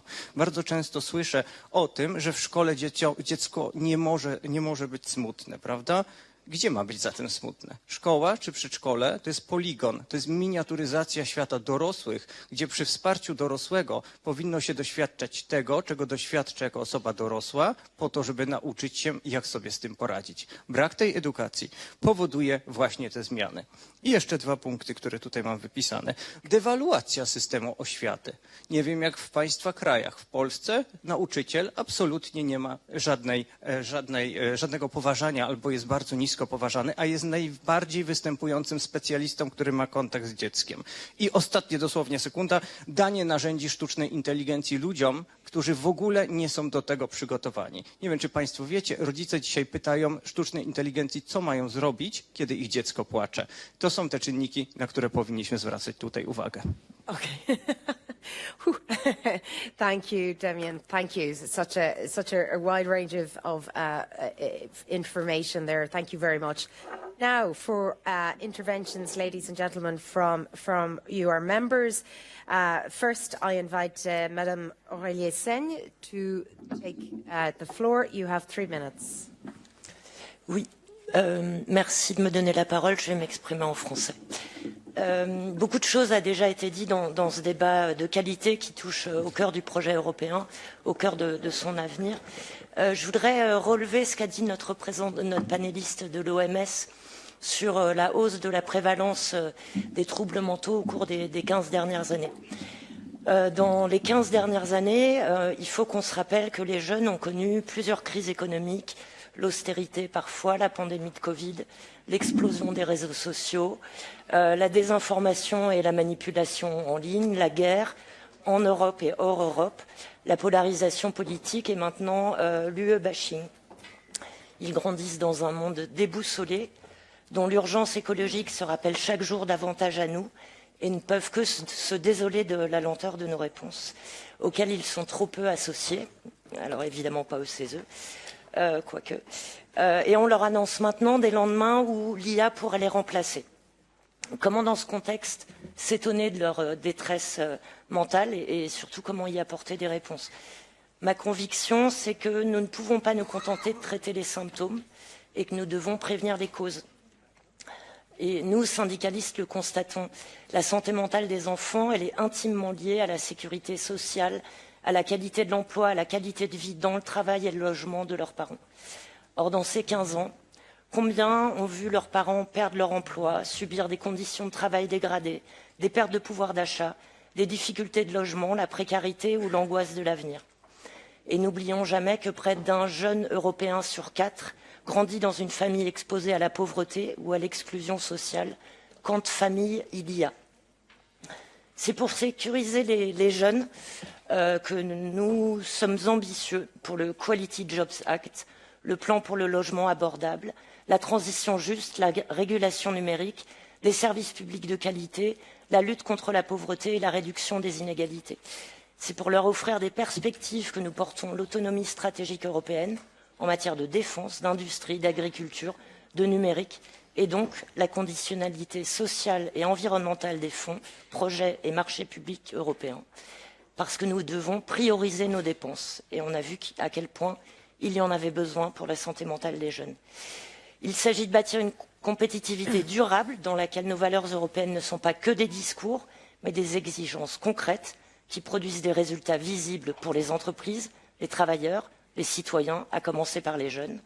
Il s'agit de construire des politiques publiques qui redonnent aux jeunes confiance et espoir dans l'avenir. Et moi, je souhaite que ce débat nous permette d'y contribuer davantage, ensemble et avec les jeunes. Je vous remercie. Merci bien, Madame Sen. Merci. La prochaine, Madame Kinga Ju. You have the floor, please, for 2 minutes. Thank you so much.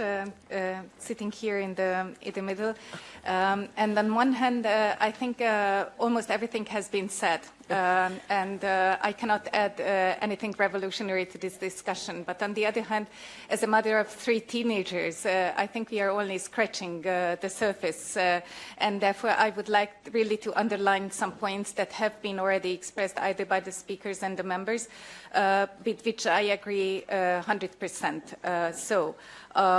First of all, I think we should be open to a discussion on age-appropriate restriction for social media use, because the EU has already a strong set of tools to protect children online, but the risks associated with the social media use remain very, very significant.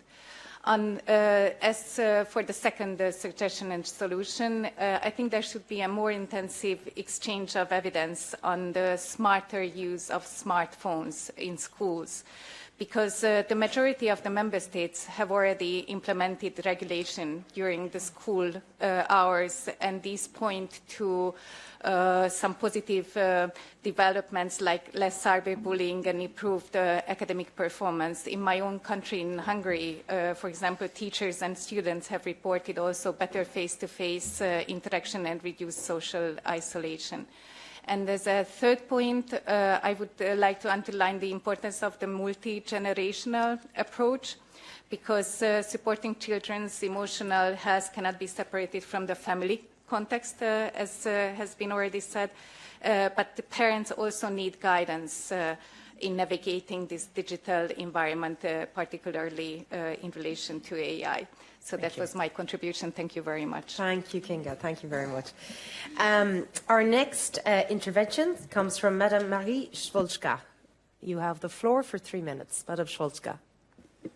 Thank you very much. I will speak Czech. Podle Světové zdravotnické organizace přibližně každé 7. dítě na světě trpí nějakou formou duševních obtíží. Úzkosti a deprese patří mezi nejčastější příčiny onemocnění a omezení kvality života u dospívajících. Data také ukazují, že velká část těchto problémů zůstává neodhalena a neléčena. Důvody jsou různé. Od nedostatečné kapacity odborníků až po přetrvávající stigma spojené s duševním zdravím. Problémy jako sebepoškozování, poruchy příjmu potravin a různé závislosti stále narůstají. Důležité je včas rozpoznat varovné signály, jako je uzavřenost, agresivita, změny v chování nebo zhoršení školních výsledků. A v těchto případech je nutné vyhledat odbornou pomoc. Jaké kroky tedy doporučit? V první řadě je to systematická podpora prevence. Je nezbytné zavádět programy zaměřené na rozvoj emoční inteligence a duševní odolnosti již od raného věku. Dále je velmi důležité posílení role škol. Školy by měly disponovat dostatečnými kapacitami školních psychologů a poradců. Zároveň je důležité také vzdělávat pedagogy, aby dokázali včas rozpoznat varovné signály. Zásadně je také podpora rodin. Rodiče potřebují dostupné informace i praktické nástroje, jak s dětmi o emocích komunikovat a jak reagovat na jejich potřeby. Rodina a škola by měly být místy, kde se dítě cítí v bezpečí. Bohužel tomu tak často není. Mnozí rodiče řeší v první řadě vlastní problémy a nedokážou dětem poskytnout dostatečnou podporu. Školní prostředí pak může být zdrojem dalšího stresu, zejména pokud v něm převládá přílišná konkurence, šikana nebo nedostatek pochopení pro individuální potřeby studentů.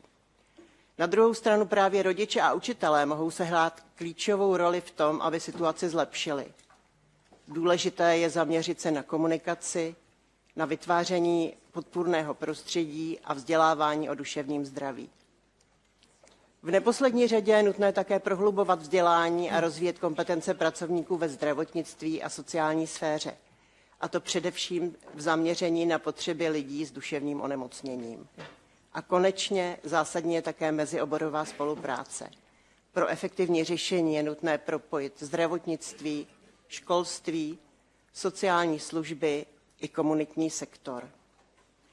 A na závěr bych chtěla ještě jednou zdůraznit, že prevence je vždy efektivnější než následná léčba. Děkuji. Thank you. Thank you, Madam Szwolska. Thank you for that intervention. And our final 2 interventions for 1 minute each. Firstly, Madam Laure Niclot, je vous donne la parole. Thank you. I will speak in French. Merci pour l'organisation de ce débat et pour toutes les contributions très riches qui ont eu lieu depuis ce matin.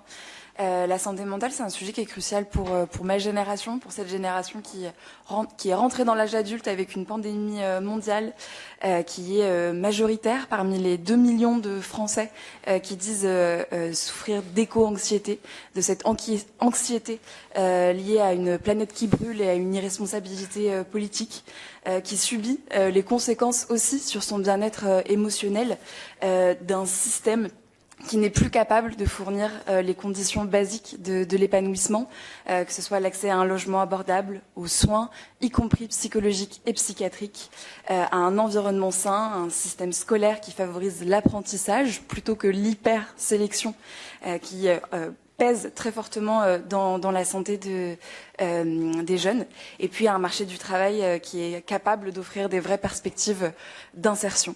Alors j'aimerais vous partager 2 points qui sortent De manière très rapide, j'ai vu. 2 points qui ressortent des campagnes du dialogue structuré, de ces espaces où on demande aux jeunes ce qu'ils veulent. Et un premier point qui ressort, c'est de financer la formation sur ces sujets, non seulement pour les personnels de l'éducation formelle, mais aussi de l'éducation non formelle, et de financer les initiatives portées par le secteur de jeunesse qui offrent des vraies solutions face à ces sujets comme les lignes d'écoute qui sont gérées par les étudiants, par exemple. Et le deuxième point, c'est aussi de permettre aux jeunes d'avoir des espaces d'engagement collectif pour être en capacité de renforcer son pouvoir d'agir face aux crises, et ces crises qui sont souvent la cause de mal-être, d'isolement et d'impuissance. Merci bien, Laure. Merci. And our final intervention from Madam Agnese Chair. You have the floor for 1 minute, please. Thank you.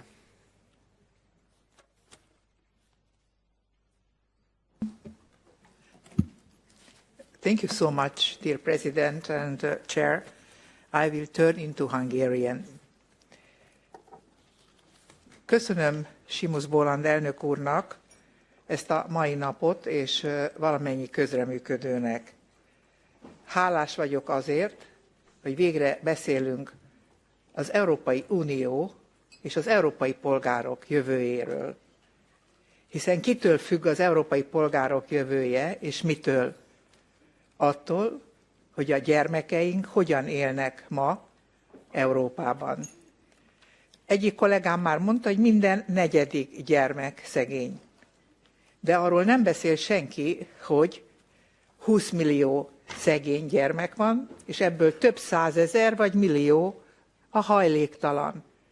Ez elfogadhatatlan, mint ahogy az is, hogy 2030-ig az Európai Unió mindösszesen ebből a 20 millió szegény gyerekből csak 5 milliót tervez kiemelni.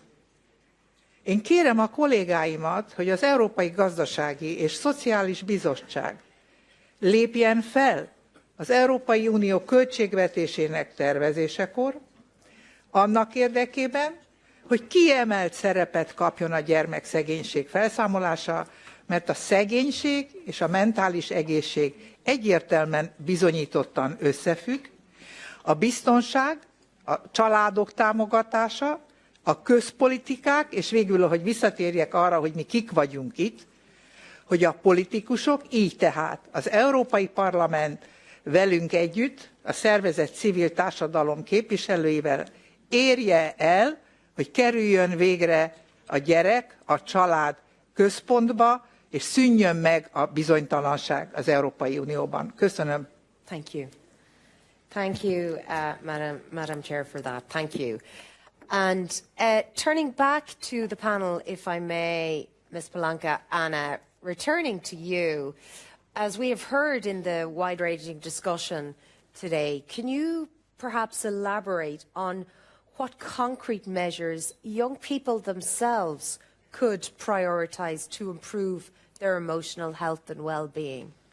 Exactly. All of these measures that they have proposed are under the 4 pillars I have mentioned before, which are living conditions, labour gaps, emotional health access, and addressing the impact of technology and the right to disconnect. So starting for the first one, which is living conditions, 54% of the youngs tells that they are heavily impacted by the economical instability. So they are asking for affordable housing, for example, just to prioritize people under 30 in the EU Affordable Housing Plan, and also just for support for independence and all the family planning options. In the pillar of tackling skills and labour gaps, what they are facing is the barrier of the inexperience or the unpaid or underpaid internships and contracts, labour contracts. So in the roundtables with them, they told us that they feel frustrated because they finish the studies, then they have to continue studying, and then when they are able just to get an internship, for example, it is not paid, It is even more difficult just to find a job because they don't have experience, and this impacts them emotionally and creates the feeling that they are not valid, okay, and that they are postponing their projects of life.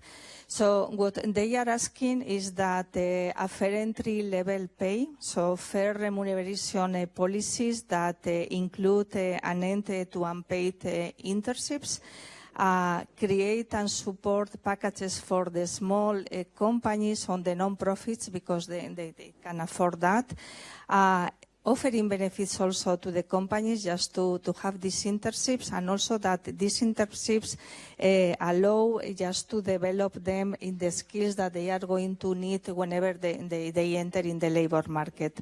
And of course, in the case of the first job, that they give incentive for hiring and experienced people in the companies, maybe in the same way that we have quotas for the gender gap, in that sense that to create that.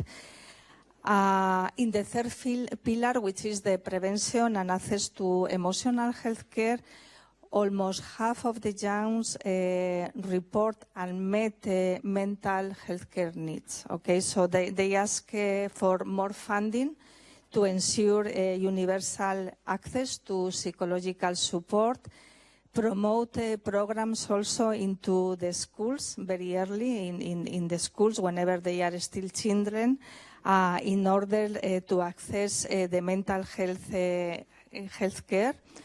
Integrate also the emotional health, well-being education into the school curricula. Foster also awareness in order to avoid the stigma that there is still on there. And to develop a EU framework with minimal standards on emotional health in order to support, as someone has mentioned, not only professionals but also parents and caregivers, because they recognize the important role that the family have on this. And finally, on manage the impact of the technology and the right to disconnect, what they told us is that close to 60% of young mistrust the social media because they think that there are fake news on them, and almost half of them are very overwhelmed with all the information they receive in terms of quantity and quality. And we are talking about words, etc., real life experience that we didn't have in the past. So what they are asking is just to recognize, understand, make use of the language of the youth to better reach them. Encourage a responsible use of social media with content that supports emotional well-being. Use technology to provide accessible therapy options. Also guidelines that support healthier technology use, helping also the responsible balance between the digital interactions versus the in-person connections. And also just to develop public policies to protect the right to disconnect. So I think that this is in short, but nothing for the youth without the youth. Gracias. Thank you, Anna. Thank you. And turning to you, Dr. Lāce, if I may. Hello? Yes, good to hear from you again. Can you tell us, Dr. Lāce, how is the WHO addressing the needs for more support to the mental health and well-being in children and adolescents in Europe? And how do you see European governments responding to those with accountability? Thank you. Thank you. Very, very important question. There are a number of actions that we have identified and that are undertaking. First of all is co-creation with young people. We have developed frameworks for, we call it Youth Engaged for Mental Health. And also there is a network of young people that are working with WHO about how to increase their participation into the process of co-creation policies, service design, implementation, etc. this goes hand in hand with actions against stigma and discrimination.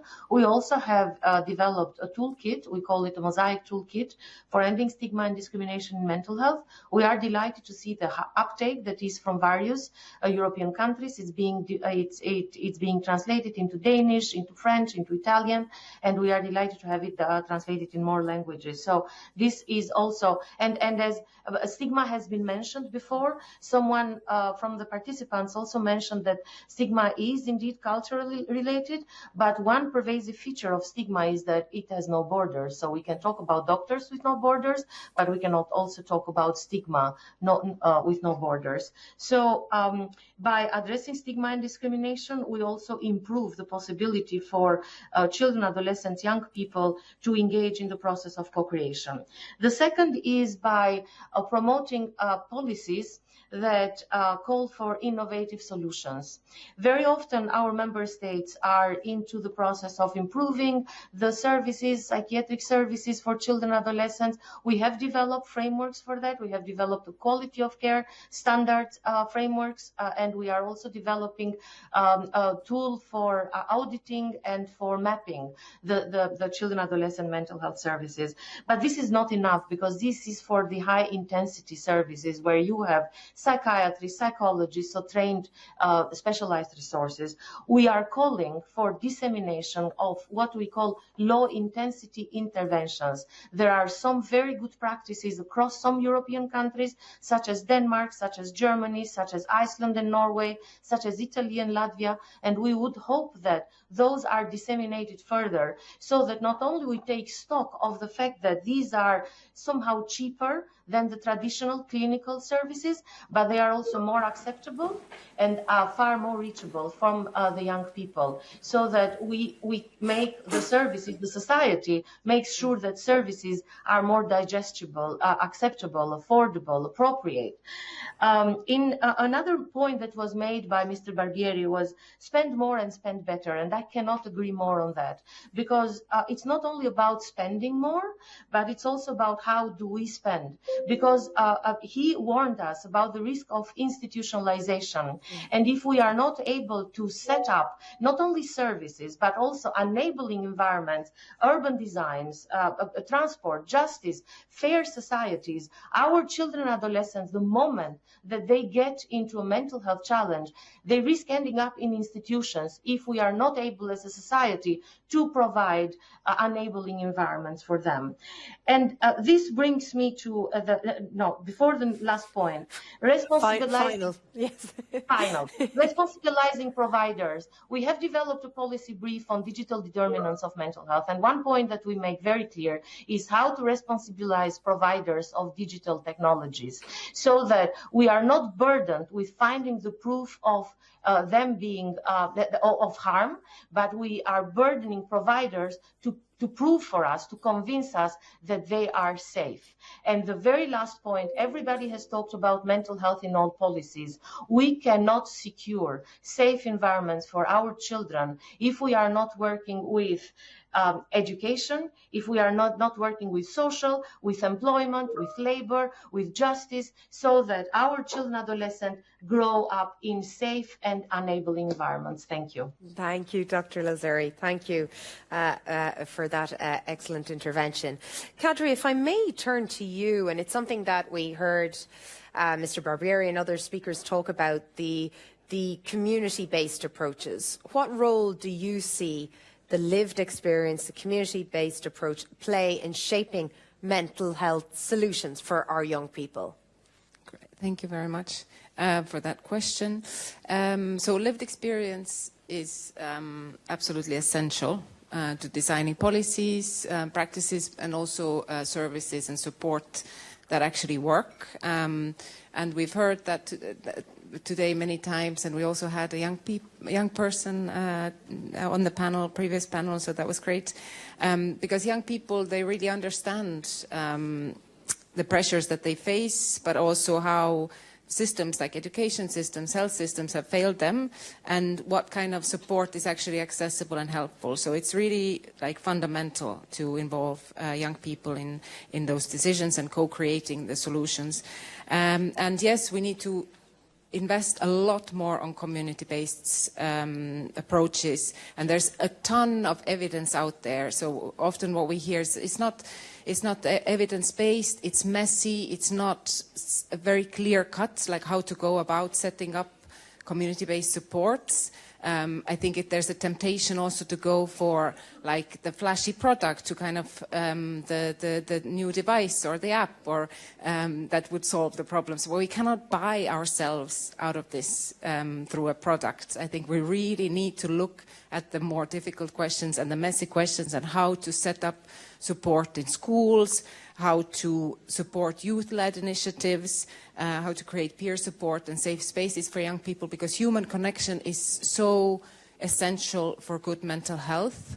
And we also have the chatbots that are now extremely widely used by young people as mental health support, and there's a huge amount of problems with that. We don't have time to go into this, but we need to offer alternatives that are based on human connection. So yeah, I think that's kind of what the call is also for the next years, is to, I think the mental health strategy would be essential, and it needs to be co-created with young people and also people with lived experience of mental health distress. Thank you. Great. Thank you, Kadri. And Damien, if I turn to you, of course, as you've said in your remarks, working at the family level, what role can the EU play in supporting families as the primary environment for our young people and our children's emotional development? And what would you like to say to the policymakers leaving the conference today as a specific ask? Po pierwsze, pozwolę sobie zacytować, i tutaj proszę, jeżeli ktoś się oburzy, to mieć pretensje do autora. Mianowicie zacytuję Deckersa, który w swojej książce Poczwarka jako biolog bez psychologicznej poprawności i pedagogicznej wrażliwości, obserwując rodziców i pracując z nimi, powiedział, że coraz częściej zauważa, że dla wielu dorosłych posiadanie dziecka jest wyższą formą posiadania psa. I ma to bardzo duże znaczenie w kontekście relacji i przywiązania. Moja przedmówczyni o tym powiedziała. My żyjemy dzięki relacjom. My dzięki ludziom, dzięki temu, że się przytulamy, dzięki temu, że ze sobą rozmawiamy, że jesteśmy ze sobą w połączeniu, jesteśmy w stanie się rozwijać i budować właśnie tą świadomość, ale również odporność psychiczną.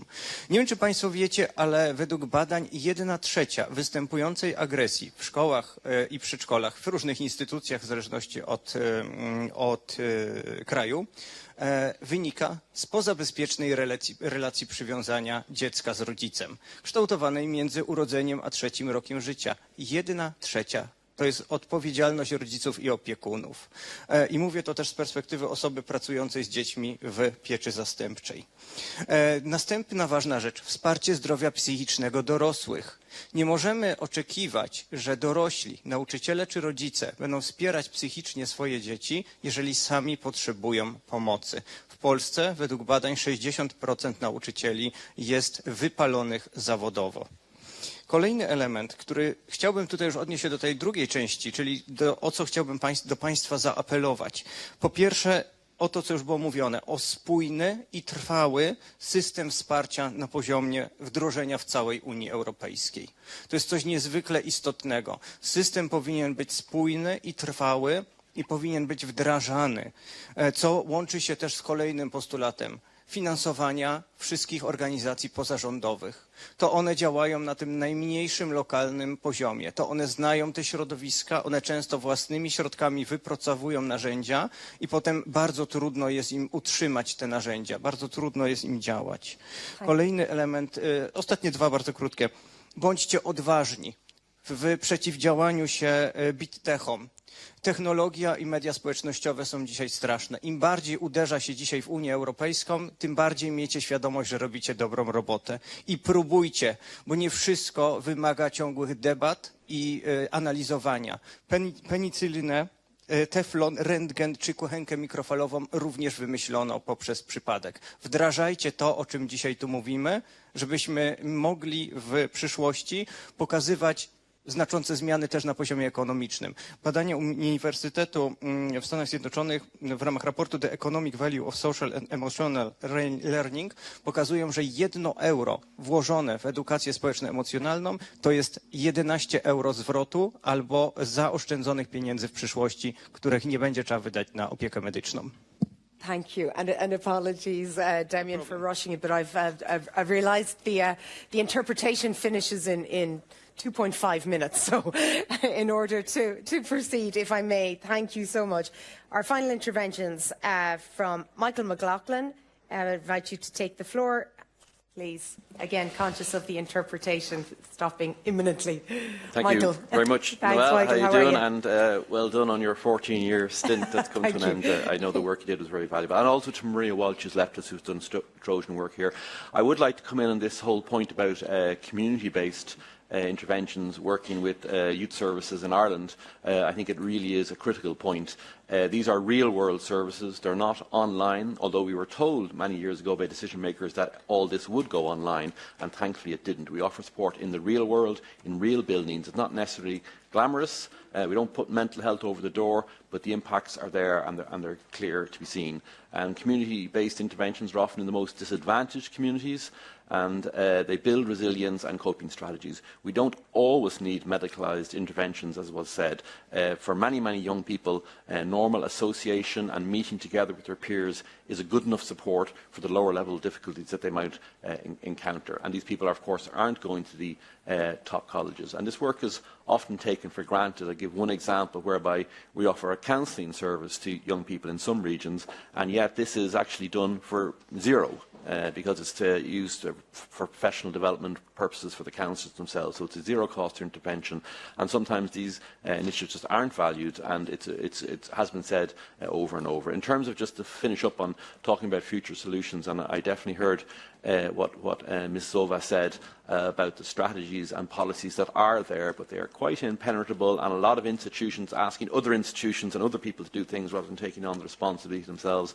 But I think this issue of not having the competence at the European level, we've seen in housing that wasn't a problem, and we certainly see that regulation of the big tech platforms is certainly a European competence. So there's plenty of things that can be done at the European level.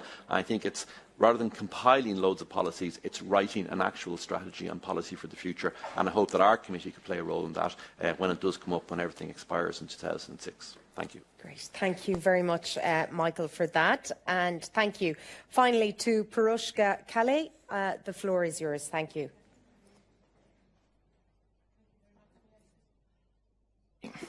Thank you very much. May I speak in Hungarian or in English right now? So I don't know whether the interpreters are already... I think it has to be in English. English, okay. So thank you very much. I will be very brief. Thank you. Thank you very much for your presentations, for your speeches. Actually, I'm going to speak about my experience within the European Economic and Social Committee, as I was former member and not member, but I led the so-called permanent group on sustainable food systems. And when we are talking about mental health, it came to my mind that nutrition is linked to mental health issue, and this is something we haven't heard about too much today. I missed a little bit, to be honest. I would like to touch upon the so-called mental competitiveness, which means that our children are able to focus, cope with stress, adapt to change, and perform mentally in an increasingly fast-changing world. A mentally burdened, poorly nourished generation cannot unlock Europe's true potential. This is something which is very interesting, I think.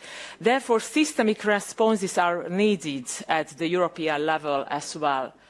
First, we must integrate nutrition into mental health policies, from education to healthcare strategies. Following the One Health approach, this is something our committee is very active on, so the mental health issue, which treats the health of humans, the environment and food systems as one interconnected whole. So second, we need mandatory high-quality school meal standards across Europe that consider not only calories, but also nutrients that support mental well-being. Third, we must strengthen prevention and resilience building. A very good example comes from my country, Hungary, the so-called Mental Shield program, which focuses on strengthening the mental resilience of young people. And finally, we must support families, as we heard about a lot today, because mental health begins where children live, at home, around the table, and in everyday decisions. If we truly take the future of the next generation seriously, I think we cannot treat mental health, nutrition, and sustainability as separate issues, but as a whole. Thank you very much. Thank you, Madam Kelly. Thank you very much indeed. And ladies and gentlemen, that draws the formal part before I invite President Boland to say some remarks, and I will invite my distinguished panel to leave. But a big round of applause to Anna, Kadri, Damien, Lydia online. Thank you so much. Muchas gracias. Estupendo. Gracias. Thank you.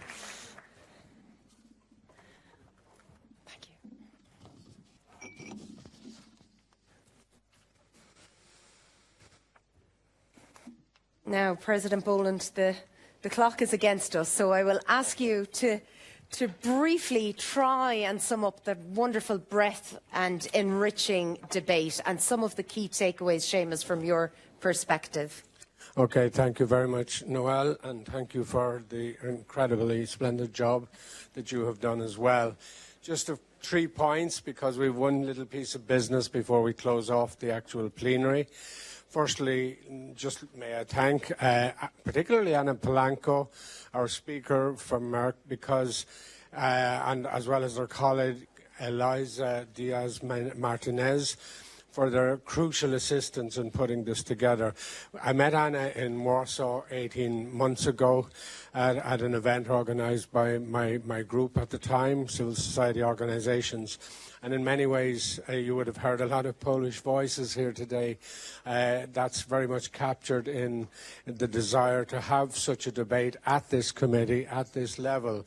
In terms of, secondly, I'd just like to say that the takeaway points that you talk about, Noel, really are about going back to what I said, to create an environment where those who need to say it need to say, I need help, and to be comfortable to say that. And that means a focus on opportunities, making sure equality is a value we instill in our working and educational areas, and indeed protecting our young people from the realities of social media. And I was really taken by Karina Marafa-Benga's comment earlier on in the day.